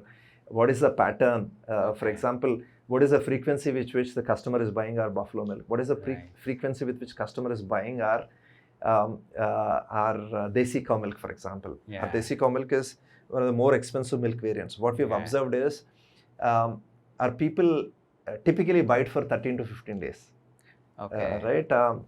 So the insight that sometimes we draw on that is maybe people are actually buying it for their kid. They probably buy a less expensive version for themselves, but they buy a thing for their kid, right? So there's a lot of trends. There's a lot of looking at data, observing how many people, how many days in a month are people buying it for. We know what happens for customer behavior during the week of Holi, when our customers going out of town, right? All of those, we sort of have to manage our data. For example, this is now summer holidays time. About 20% of our customers go out of Hyderabad. Yeah. We have to manage that milk, right? You cannot say no to a farmer, right? All of that milk still comes to our facility. How do you manage that milk, right? And, obviously you lose money over it because you cannot quickly make it a product and sell. Correct. So observing all of that our data and preparing for that over a period of time. Yeah. So tech has a large role to play. We use some 20-25 different softwares in our org, including our own tech, a tech machinery that we have in-house. So awesome. Awesome. And we built it over a period of time, by the way. The initial supply chain was paper and pen, right? I would say, customer, block A, block number 1, apartment, 1405, 2 packets of milk. Write it on a piece of paper. Every day, fill that paper, hand it over to delivery person. That is how we used to do it in the first, 1.5 years. Then Excel. And when, few more customers happened, Excel started breaking down. Then we used a great app called Daily Orders, which is built by a local SaaS company here. We used it for over a period of 3 years. We used that tech. Then we realized that, we needed our own system because there's a lot of depth we need to build. And a lot of understanding of data. Customize for you. Right. And so that is when we decided to build our own tech. We invested in it. We're still investing in it. So we are as much we have good number of I wouldn't say we're a tech company. We're definitely a tech-enabled company. A lot more investments we'll be doing over technology. Right. I think that definitely adds leverage to the overall business model. Is how I see it. Absolutely. So you mentioned, in fact, I am now thinking how many times did we cancel, which became a pain point for you. But we have to manage it, right? Every day. That's a business. Right. It's a business. And by the way, it's just not that, right? We give the option for customers to change their orders till 10 p.m. at night. So real time, what is happening to the factory? Right. Real time, whatever adjustments, pluses and minuses, we have to build for that. Okay. Apps, for example, apps like Zepto, sometimes they also make some changes, say last minute. Milk Basket says, I want 100 packets more. How do you still deliver to them? Right? So all of these changes are all happening. So estimation, planning, all of this is a big part, right? Of, how do you make sure you deliver? You're actually, whatever we are delivering to you tomorrow morning, we are building that now in the factory, right? Absolutely. So this is So what happens to the milk which is, let's say, not utilized or not gone to customer as a delivery? What exactly happens? So typically, is this routed to other product, or you plan for it earlier? No, see, even your products have to be built based on a plan, right? Just because you have extra milk, you cannot make more paneer that can be sold off somewhere. It just doesn't happen that way. Every sale is sort of a planned sale, right? If you have to put it in a store, they can only sell certain number of packets, right? And just because you have excess, you will not be able to sell more, right? Sale also happens gradually over a period of time. Got that. So we have to manage excesses, right? So we sell off. There are people, there are dairies that buy this excess milk that we have. Right. So we have and any of the milk that we're not able to sell direct, we lose money there. Right. So in fact, this is the buffer milk that I'm talking about, that at small scale, this is a challenge, right? When you have larger scale, you can manage that. Got that. This is a big problem in buffalo, by the way. Buffalo milk goes through large lean and flush season. For example, if you have 100 liters of milk in July and August, Right. you have 250 liters of milk in November and December from the same buffaloes. Can you repeat this again? If you have 100 liters of milk in July and August, Okay. right, just off of the summer, right, or in summer, Right. you go through a lean, right, when you Yeah. have less milk, and the same buffaloes are giving 2 to 2.5 times more milk during your flush season. So how do you manage that? Oh. It's a big problem for buffalo milk, right? In fact, you were asking me about unit economics. Our buffalo milk is priced very high, but you still make less money on buffalo milk because of these challenges in buffalo. Okay. So that is where long-term working on genetics, right? Right. See, in milk, for milk, you need two things, right? Great genetics of the cow or buffalo, and second is feed. Both of things have to be managed. If you don't have right genetics, no matter how much great feed you provide, you still get small quantity of milk. So Right. you have to manage you have to have great genetics, and also feed and fodder are the next most important things. Awesome. That you have to work on. So we have a program specifically in few areas for buffalo that we do, where we are learning. For example, in Kosgi, for example, we are doing a farmer training program in this month in May. Okay. Where we have a 25 animal farm. How can a farmer around us look at what we are doing, what we are learning, and create this himself, where he is able to produce, milk at the right cost, right cost structure. So we are doing this in few focused areas now. The idea for this is we are producing, say, 3,000 liters of milk in one area. Right. Can we, with the help of the farmers there, increase the capacity of that area? Got it. That is what there's a focus work. See, two important things, right? Farmer and the customer. Right. Customer is super important because he's the one funding this effort for all of us. He or she is the one that's funding this effort. But they are the soul, right? If not them, this would not be there. Then the farmer, how do you work with them closely? I mean, this is where this is not something where magic will happen in a day. This is something over a period of time, over a decade, over two. So we're putting a lot of effort there. We're working with organizations, starting to work with organizations. Rangde, we recently had Axis Bank. We're working with we're able to provide loans. Okay. To be able to provide in a way, if a farmer has, say, 5 buffaloes, but he's only doing so many liters of milk, can we add one more buffalo? Okay. It has to be something that has to be done, carefully. Make sure. The most important thing is payment, right? A lot of the challenges if the loans are getting paid, a lot of the credit institutions will come and give funding, right? Making sure working with the right set of farmers, helping provide loans, increasing the quantity of milk available, right? This is the effort that we need to do. A lot of detailed work.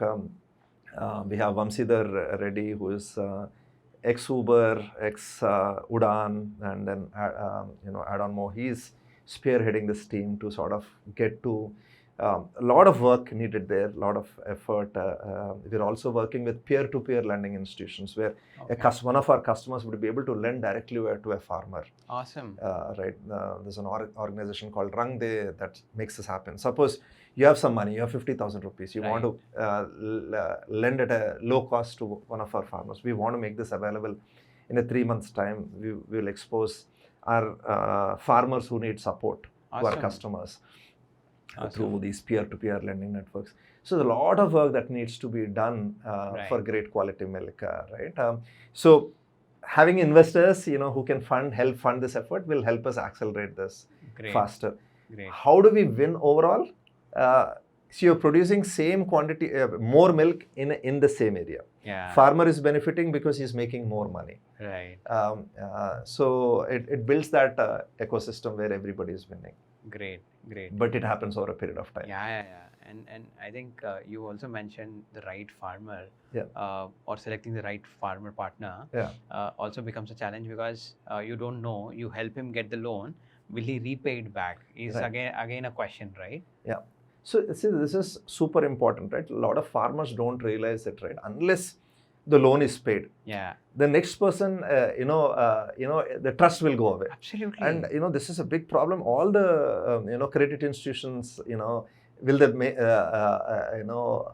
loan get paid or not? In fact, I have a beautiful example to share. Right, 2016-17, when we were very small, we worked with Syndicate Bank, now Canara Bank. Okay. This was a rural branch in Narkuda village in Samshabad. Yeah. Where we approached the bank manager. Bank manager said, Joshi ji and Mallikarjun Rao garu, two amazing set of people. Said Kishore Karenge, and we had a beautiful who is now the sarpanch of village here. He said, sir, let's do this. Okay. Right? So we created these 7 joint liability groups. Okay. Joint liability groups, 50,000 to 1 lakh each. Okay. The 7 people are, sort of relatives or are known to each other. Right. The idea is, if one person does not, is sort of not paying, the other 6 people will sort of push him to pay. Got that. Yeah. Right? We would sit, I and the branch manager, both of us would sit and say, this farmer has paid him or not. We would sit every 15 days, we would sit and say, and based on that, we would also put pressure, you have not paid the bank, please, pay it, otherwise they won't be able to support. Correct. It worked beautifully, right? If the Gopal, the Sarpanch, Mallikarjun Rao garu from the bank, us, 3 of us working together closely, right? Yeah. I think it's if you put that effort, identify the right set of farmers, I think, a lot of work, right? It is not easy. Absolutely, yeah. A bank manager always has a choice, right? I give a 1 crore loan to somebody rather than working with, 40, 45 people to give a 45 lakh loan. Right. Lot more effort. Yeah. But this is what produces long-term results, right? You can actually transform areas, but a lot of depth and detailed work has to be done. It's like you have to get into the ground every day, visit the, the cattle shed to make sure the cows are not sold off, right? That they're not taking a shortcut, they're actually putting the effort. Right. But if you put this effort, 3 to 5 years, I think transformation can happen. Right? And they also probably understand the importance of repaying it on time, and hence they get more loan, and they can also scale the business. Yeah. So on this side, since we spoke of farmers and their ethics on repaying, I also want to ask, how do you manage that they are giving you the right milk without any mix? Right. How do you manage that? Testing, right? Testing is how, we have a lot of detailed testing, right? So every can gets tested.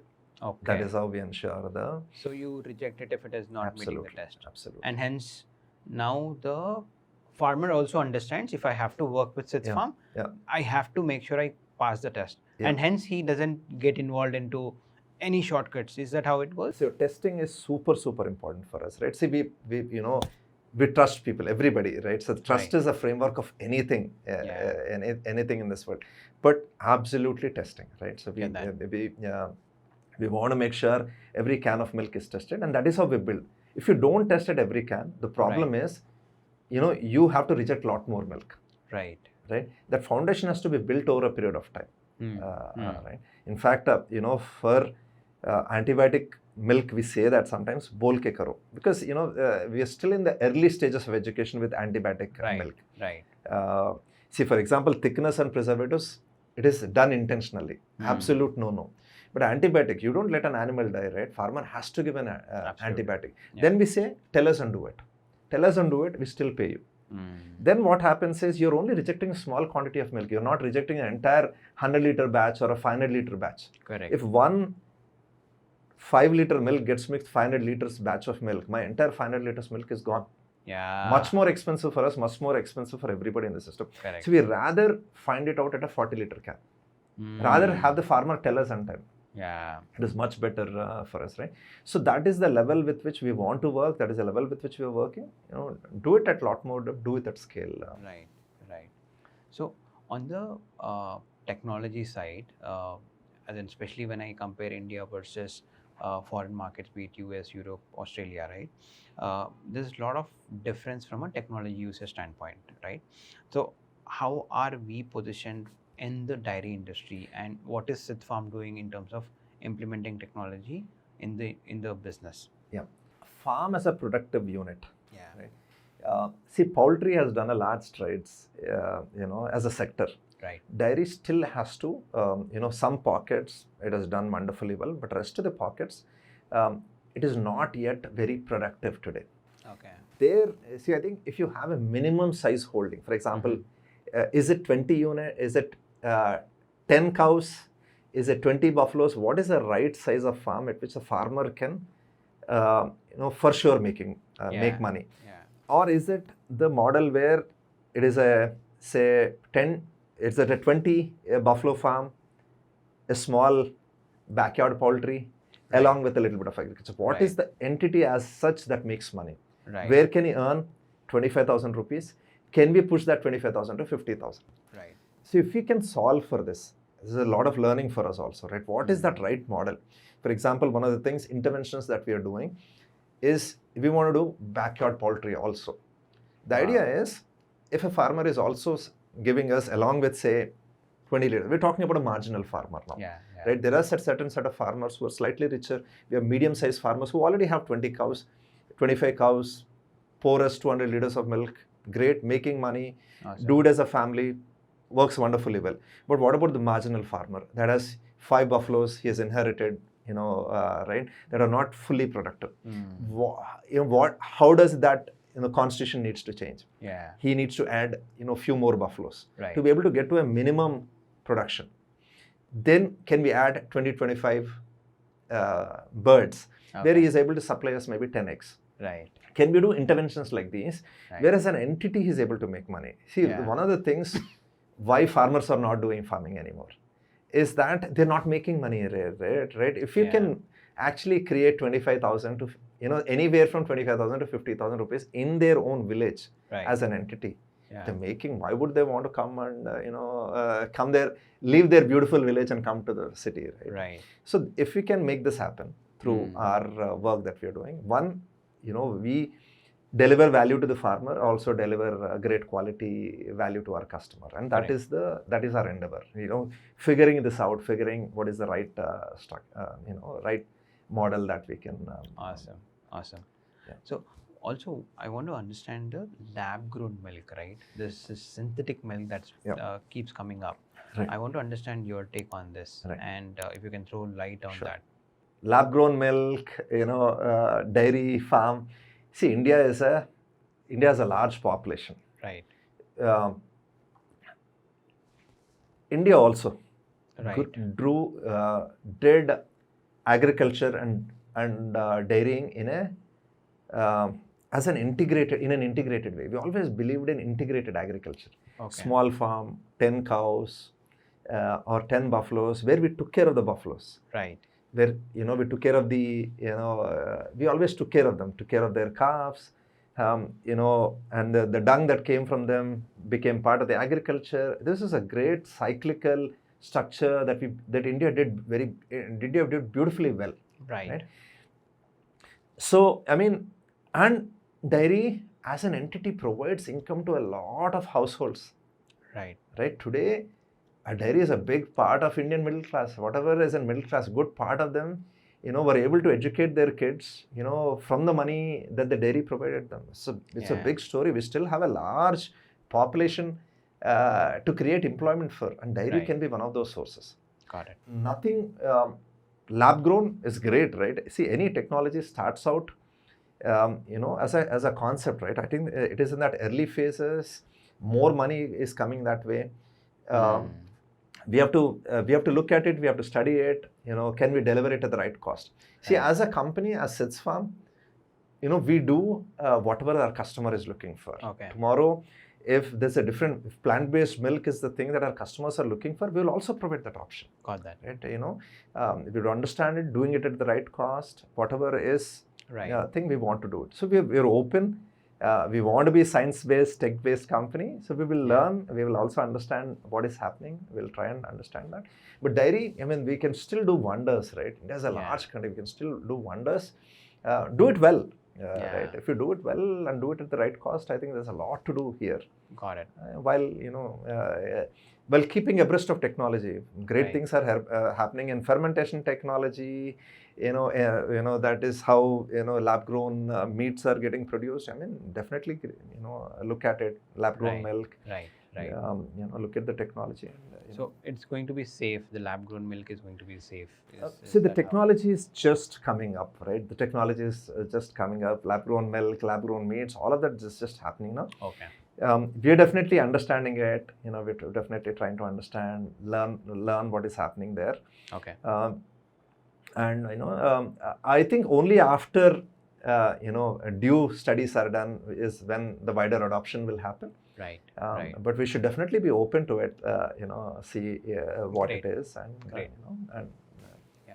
So let's say Sids Farm, Kishore, you are looking at any innovation within your product, or say not necessarily at the product level itself, be it milk, curd, or whatever, even from a packaging standpoint, any innovation that you are looking at or aiming at and working towards?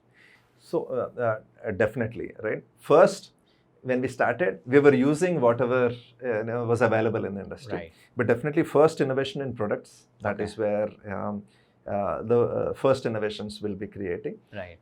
Then process. When I say process, in the factory, in testing, there we'll be doing some. Then packaging also. Packaging will also fall short. But first will be in the products that we deliver.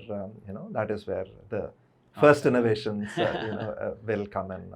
Got that. Kishore, on the dairy industry, right? How does India versus West? Where does India stand? We still need to do large strides in dairy industry. And I was earlier talking about poultry.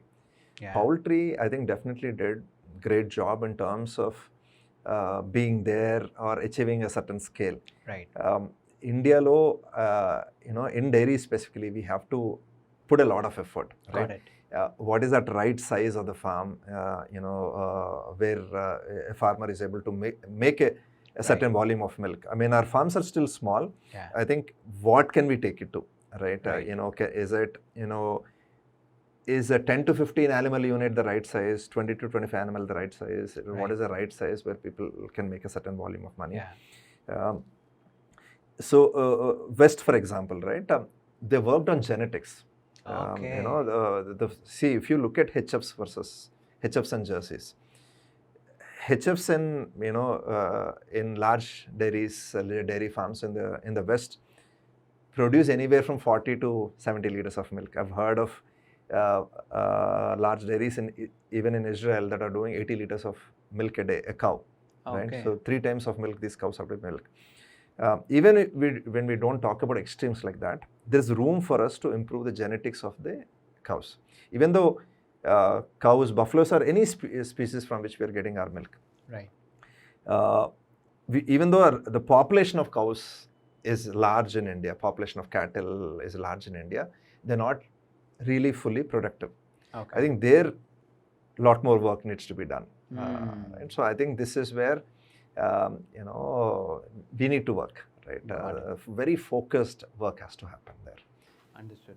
Having said that, India is still the largest producer. About 23% of overall world's milk production happens in India, right? Yeah, but it's happening over a large cattle base that is producing very little milk. So it's not.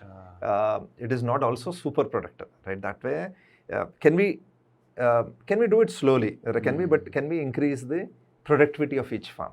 Understood. Right? If you have 10 cows or if you have 10 buffaloes, but producing only 25 liters of milk with 10, it's not great, right? How can you, if you have 10 cows, can you get to 100 liters of milk? Right?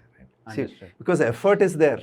The farmer has to put that effort. Right. But if he puts it over productive animals, so that is producing milk, he gets that money. That money comes to him, right? So how do you increase the productivity? There we need to do a lot more.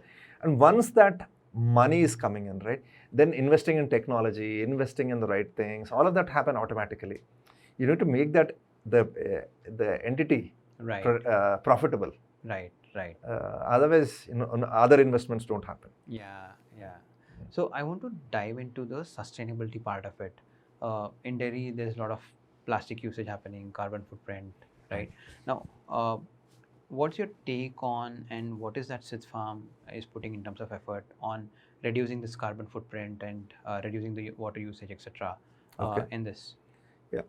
So these are several questions, Pradeep. So I'll start with this is a common question that sometimes we get about plastic usage. Yeah. See, when we first started, our brand, we started with stainless steel bottles. Okay. Right. That was what we started in the early days. So we would fill a stainless steel cup and transport it. Okay. 1 liter cans. Right. Each customer would get 2 cans. One stays at their with them, and one we deliver the milk, collect it the second day. Okay. So the problem I will and then one summer we also tried glass bottles. Okay. It takes 3 grams of plastic or little less than that to deliver 1 liter of milk. Right. Right. 3 grams of food grade polymer plastic pouch to deliver 1 liter of milk. Right. It takes 650 grams of glass to deliver that same 1 liter of milk. 3 grams, 650 grams. How are you transporting this? Right. You take it in a truck. Truck uses petrol or diesel, which is crude oil, right? Yeah. You're consuming so much more crude oil to deliver the same quantity of milk. Right. So what is more sustainable? Yeah. So to bifurcate that, there are 2 aspects to this.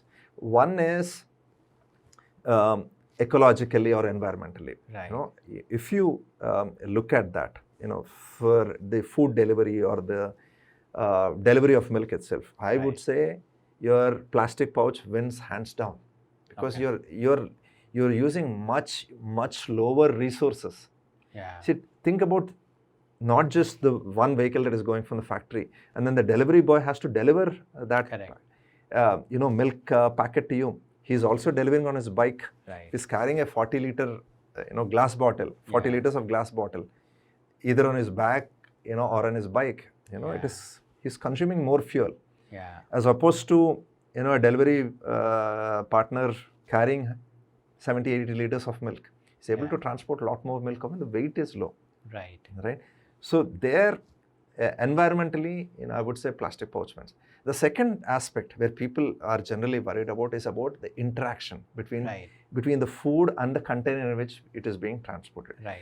Why glass? Typically because glass is inert. Understood. Right? Glass does not interact with your food. Glass is something that is frozen in time. Glass, in science terms, is something that is frozen in time. So the molecular mobility is 0. Yeah. So that is why glass, right? But plastic for milk, your plastic pouch is almost always cold filled. You're filling it at a much lower temperature. It behaves close to a glass. It is not really a glass, when you fill your plastic pouch, but you fill it at 2 to 3 degrees. You fill it at a really low temperature. It is still okay. Got it. The interaction is still, it is not 0 like a glass, but it is close to 0. Right. I mean, you can go into the depth of it, Pradeep. There's a concept called glass transition temperature in physics, right? You can take any material. It can be either a glass or a rubber, depending on the temperature where it is at. In fact, recently in one of the schools in Talapalli, where we are situated in Shabad, we did this experiment where we took for the school there, we did this experiment. Took a rubber ball, put it in liquid nitrogen. Rubber ball, we demonstrated this. It would jump up and down. Right. Now you put it in liquid nitrogen and you drop it from the top, it shatters like a glass. Okay. Right. Same material, you can make it a glass or you can make it like a rubber. Okay. It's just the temperature, right? So at lower temperatures, your plastic behaves like it. It's not yet there. Right. So the molecular interaction is less. Still safe. When you use a food grade material, it's still okay. I'm not saying it's 100% good. But it is there. It is closer to what glass is. We still have to find those biodegradable polymers that can degrade very easily also. We are not there yet. Once we're there, we definitely want to adopt it. But today it is a good, it is a decent solution, I would say. right? We have good recycling solutions available for plastic. If you're able to recycle, you can take, you can collect those plastic pouches back. You can use it in non-food grade applications. Okay. Right. But environmentally, definitely, you're able to transport your milk at a much lower cost. Got that. Ultimately, if you can get to a solution, if you can get to a plastic pouch which is degradable, great, right? We have to get there. Awesome. Awesome. Yeah. That's how I look at it. Next is carbon zero, right? As a company, using lesser water, planting, wherever we exist, as much, planting as many trees as possible. We are talking to have our, the factory roof all solar, right? We're installing solar so we can produce some of the power ourselves. Water meters everywhere. Make sure we utilize water very, very carefully. We've already installed waters. Wherever we're drawing water, we have water meters there now. Every part of the process, if we are measuring water that we're using, what is coming into our ETP, we are measuring all of that. So again, go as close to carbon zero as possible. Though we are not carbon zero yet, but doing as many interventions as possible. Understood. Harvesting as much of the rainwater that comes into our area that we operate. Doing all of these initiatives is something that is. We are also funded by an impact investor, so ESG is something that we look at pretty seriously. Right. We get audited on our ESG metrics. We got an audit done last year, so it's a part of every year audit that we do in our company. Awesome. So on this note, now on one side you are doing it right, but a lot of other companies out there in the industry, it can be organized and unorganized either way. Have you ever done any testing on competitors' product? As I said, organized or unorganized. And if you found anything, what was the finding? So see, you hardly find us talking about competition, Pradeep. See, India 50 years ago did not have milk, right? Okay. We did not have enough milk. Okay. Right. Today, I mean, we can proudly say, thanks to the large dairies of India, India has enough milk to drink in the country. Right. Thanks to all the large cooperatives, thanks to all the large private dairies, there's enough milk to drink, and we are making great strides in quality also. Right. Can we say we are best in the world in terms of quality? We are not there yet. We wanted to be small part of this journey. So we want to make sure we get to the best quality milk, right? That is how we look at it, right? And we want to get better and better. Okay. What is our competition doing? We're not as much focused, right? Okay. Somebody else is talking more, right? I mean, we're okay as long as we do our job.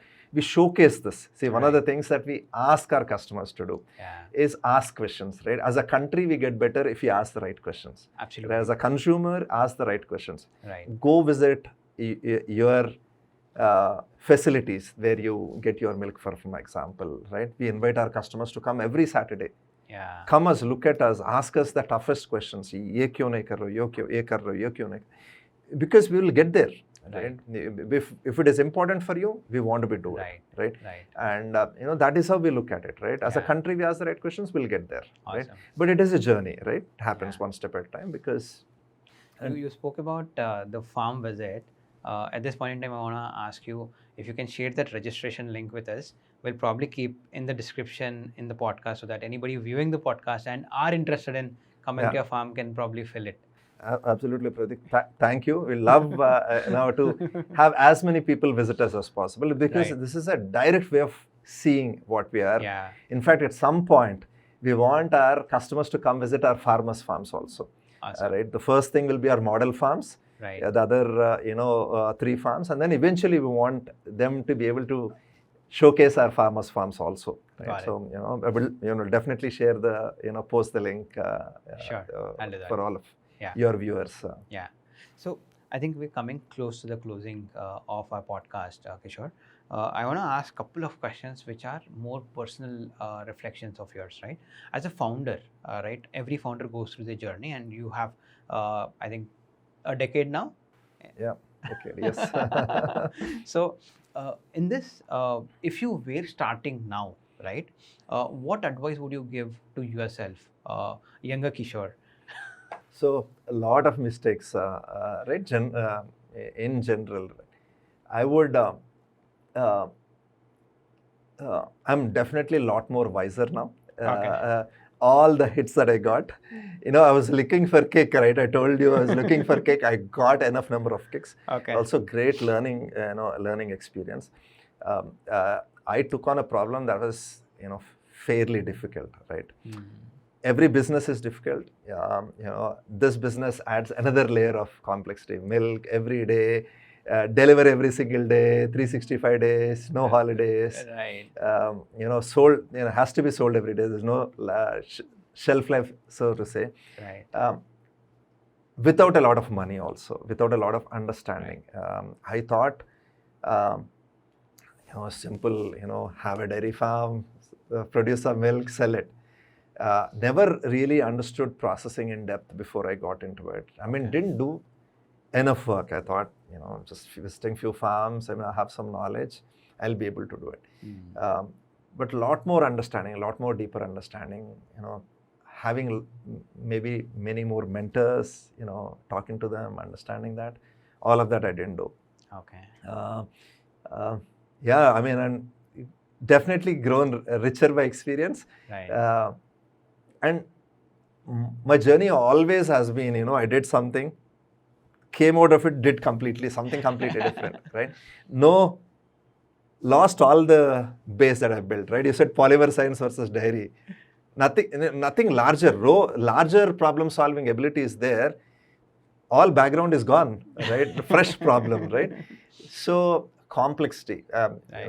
hindsight, maybe life would have been a little more easier if I had chosen easier problem, maybe something closer to what I learned. Right. But sometimes I don't know why we do certain things in life. Craziness, I guess. Whatever. Right. Definitely wiser now. Right.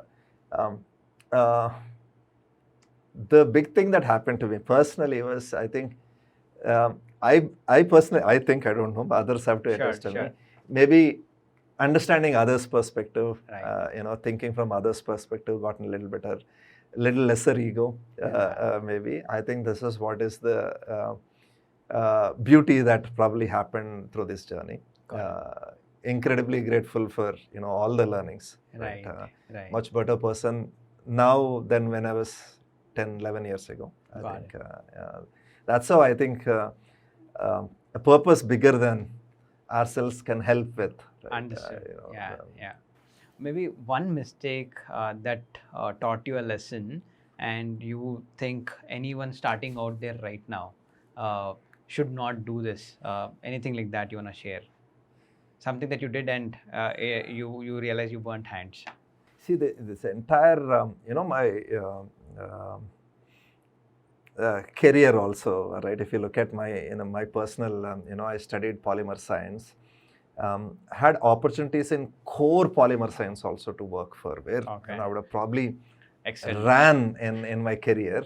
I went and chose a company because I wanted to do maybe these things, right? So I wanted to choose even working at Intel was a slight shift in what I read, right? Intel, polymeric materials are a small part of what Intel does. Intel is hardcore electronics, right? So there, I saw something, I went after, right? Then, my dairy, sometimes core expertise definitely also helps, right? Core depth also helps. I mean, it shortens the journey a little bit more. Correct. That was one learning for me. And beyond that, I'm grateful for all the learnings, right? One thing we did is we persevered, right? We picked a problem, hard problem, learned, was very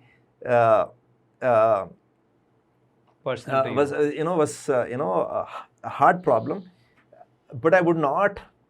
I don't have a regret, right? Because of whatever happened, put me on a journey where I learned a lot personally, right? Today, I mean, I just understanding the nuances, a little bit of what finance does, what sales does. I had no idea, right? There would be a sales role, there would be marketing, there would be branding, there is content, there is supply chain. I didn't even know the words, right? Forget about running any of these functions, right? We started with a problem. For this, you need to do this. For this, you need to do this. Now, that is how we learned linearly. Right? Yeah. I think this learning would not have been possible, if I had not picked that problem. Though, in hindsight, I could have done this better. Right. But there's a super, large learning, that happened personally for me. So, Awesome. Super happy for that. Yeah. So, Kishore, on the hiring side, you built a massive team now, starting from nothing to today, a big team. What is the team size right now? Overall, between Hyderabad and Bangalore, we are close to 500 people now. 500 people team. Right. So you would have had a lot of hiring, that effort goes into hiring, right? How do you choose people and how do you maintain this culture? Because I see a lot of values when you speak, you operate with a lot of values. To retain that within the team is not a easy task. Yeah. People might be technically very, very good, but on the value side, they should be aligning with you. That becomes a challenge. How do you balance it out? Super important, Pradeep, right? This is what we've realized, right? See, initially when we started, this is 10, 15, 20 people, we all knew each other. Right. And see, when people work with you, they sort of see something in you, or their alignment with values is there. That is why people come to work with you, right? And so it is very strong. You connect with each other, you stand by that. In fact, I still remember there was this one guy called Abbu who worked with us. He helped us with milking cows. He said, one reason I work with Kishore Garu is because he's never ever given me gali in my whole life. Wow. Ever, right? He never ever uses bad words. That is what people value, right? See, if as values, right? So values, what I meant to say is values are super important, right? For Absolutely. people, that is how you attract great people. Absolutely. And as you grow, making sure that value system is still there, right, is super important. So how do you do it? I think in the journey, I think that first 500 people or a first 100 people, and the first 500 people is super important. Right. Making sure right kind of people are sitting. They're aligned with what the customer is expecting from us. Right.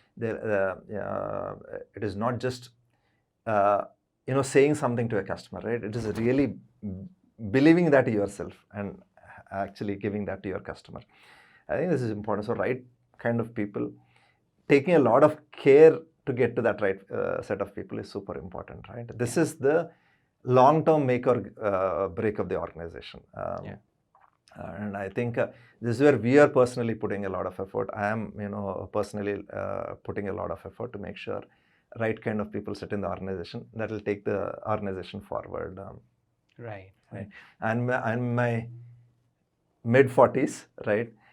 I probably will have energy for, only some more years, right? We want to have great leaders, sit in and drive the organization forward, right? My quest is always for, great, good youngsters that can, sustain the energy, sustain the momentum, and keep taking it forward. Great. So, how important is this cultural fit angle for you when you see people, and how do you check that while speaking to people? Definitely very focused on intent, right? So we have a set of core values that we wrote for our organization 6 months ago. We worked. We worked with Factorial to sort of create the set of core values for us, right? What we started with, what are our personal values, and then the organization's core values. We wrote that down. And, for example, empathy is a big core value for us, right? Customer centricity, innovation, quality, these are all, core values. We wrote that together as a team. We wrote that, right? This entire, I think close to 50-60 people, we interviewed to be able to come up with these core values. Now, how do we imbibe this? Yeah. When we look for people, do the people have this intent? Is it just a job for them, or is it more than that Right. for people who want to work with us? Do they see a nice office, or do they have that intent? Right? Right. Are they willing to be part of what we are trying to create? Do they feel for it? Right. These are things that we look at. So I think we screen for that through core values. We're doing some tests to pick on that, and then Awesome. listen. Awesome. But absolutely important, right? I think getting Yeah. to the right people, having them, Yeah. skills thoda kam hai to bhi theek hai, right? But I think this intent and alignment with the culture of the organization is Got that. absolutely important. Got that. Building this massive organization is not possible, right? Building large organization is not possible without people around you, and being founders. The journey as a founder is mostly lonely, right? And that's where mentors come in. How do you choose mentors, and what should somebody look at before they choose mentors? Great, thought again. Right? Mentors are super important. Yeah. Sometimes you get mentors because they've known you as a customer. I've had great mentors, for example, mentor us. At one point in our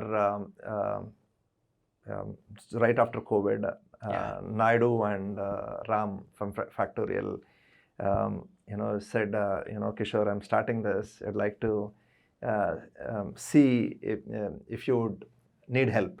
Right. Said, I'll weigh my options, and I said, great, and I think every point of life, talking to people. Currently, our investors are great mentors, right? Right. Looking very sharply at numbers. That was not my, but looking at them, working with them very closely. Right. They're great mentors for us now, right? Awesome. Every month we sit with them. They're actually helping us, in a bunch of things. I think mentorship is super important. Right. And having, for example, godfathers from the industry also, right, who can sort of support you, guide you Right. the right education, what to do, what are the, sort of the products to launch, what should you not launch. I think there's a lot of help that we need. I think mentors are a great way to bridge that gap. Talking to people and finding those mentors, right? Right. Can be super helpful. I got a lot of help also from customers, Right. many customers whom I chatted with. I remember telling one conversation, I was telling, one customer over a call, I'll always do customer support. I'll always want to talk to customers. But I said, Kishore, I know the concept is not achievable, but, at some point you'll not be able to speak with customers, right? You'll have to manage other things. We had a customer who became, who helped me, who mentored me in, difficult times. Meghna Reddy Garu, she was a customer of ours, spoke to her, and did a lot of help, received a lot of help, Pradeep, along our journey. But Awesome. Absolutely having right mentors is super important. Right. Last question of this episode, right? Let's say, usually I ask this to all the guests who comes onto the show. If somebody is starting, sorry, I'll ask this again, right? Last question of the episode, Kishore, and usually I ask this to every single guest on the show. If somebody is starting or already started and in their early, journey, what is that recommendation that you give for people who are on the path to entrepreneurship? See, a idea or a problem you start with, right? The first, having a clear understanding of the problem statement. And then the solution itself, right, may or may not be exactly what you intended it to be, right? Pivoting there, doing whatever is needed, right? Persevere, make it happen, right? That is the only, sort of the advice, right? If you stay on it, you work on it, you'll figure it out, right? But you might have to tweak it along the way, just so that, in the real world, what we imagined it to be, how it is fanning out might be slightly different. But, but I think pivot, change as needed. But then if you persevere through it, I think definitely that's all. I mean, we need to do work at it, be at it, and I think we'll surely figure it out. I think that's what I would advise anybody. Got it. Don't give up. Stick Absolutely, to it. absolutely. Stick to it. Keep doing it. Got In fact, a lot of people said, Kishore, if you put this effort anywhere else, I've been somewhere else, right? Maybe, but I'd love to. Started with a problem, love to be at it, right? Love to be at it. Figure it out. Take it to a level where there is no coming back, right? That is where we want to take Sids Farm to, where it becomes, we want to be part of great food in the country. Awesome. We want to be grateful because that is what I want to give to my kids, right? I want that to be available, right? This is how we solve what we want in our country, right? A great country does not get created, just like that, right? Each one of us take one problem or, one this thing, work on each of it, take whatever, let it take 10 years, 20 years, 30 years. But that is how we create a beautiful country. Right? It's just a collection of people, right? Each working at something, create something beautiful out of it. And that is, is what we want to do, right? If we take it to a certain level, I think it'll stick. Right. If we leave it, it'll probably has gone to level, it would probably, so we would want to put some more effort, push it a little bit more, take it to a level where, it won't come back. Right. It'll stick and stay there for some time. Awesome. Thanks for that, Kishore. Thanks for taking time out and coming onto the show. I think we have spent close to 3.5 hours shooting this episode. Thanks for all the insights. A lot of things I personally learned from you, in fact. Thanks a lot, Pradeep. It's wonderful interacting with you, learning from your experience. It's beautiful, to share and share my journey and also learn from you. Right. Thanks a lot. Thank you. Thanks for watching this episode till the end. If you like the video, please leave your feedback in the comment section down there and share this episode with your friends and family. See you in the next episode. Thank you.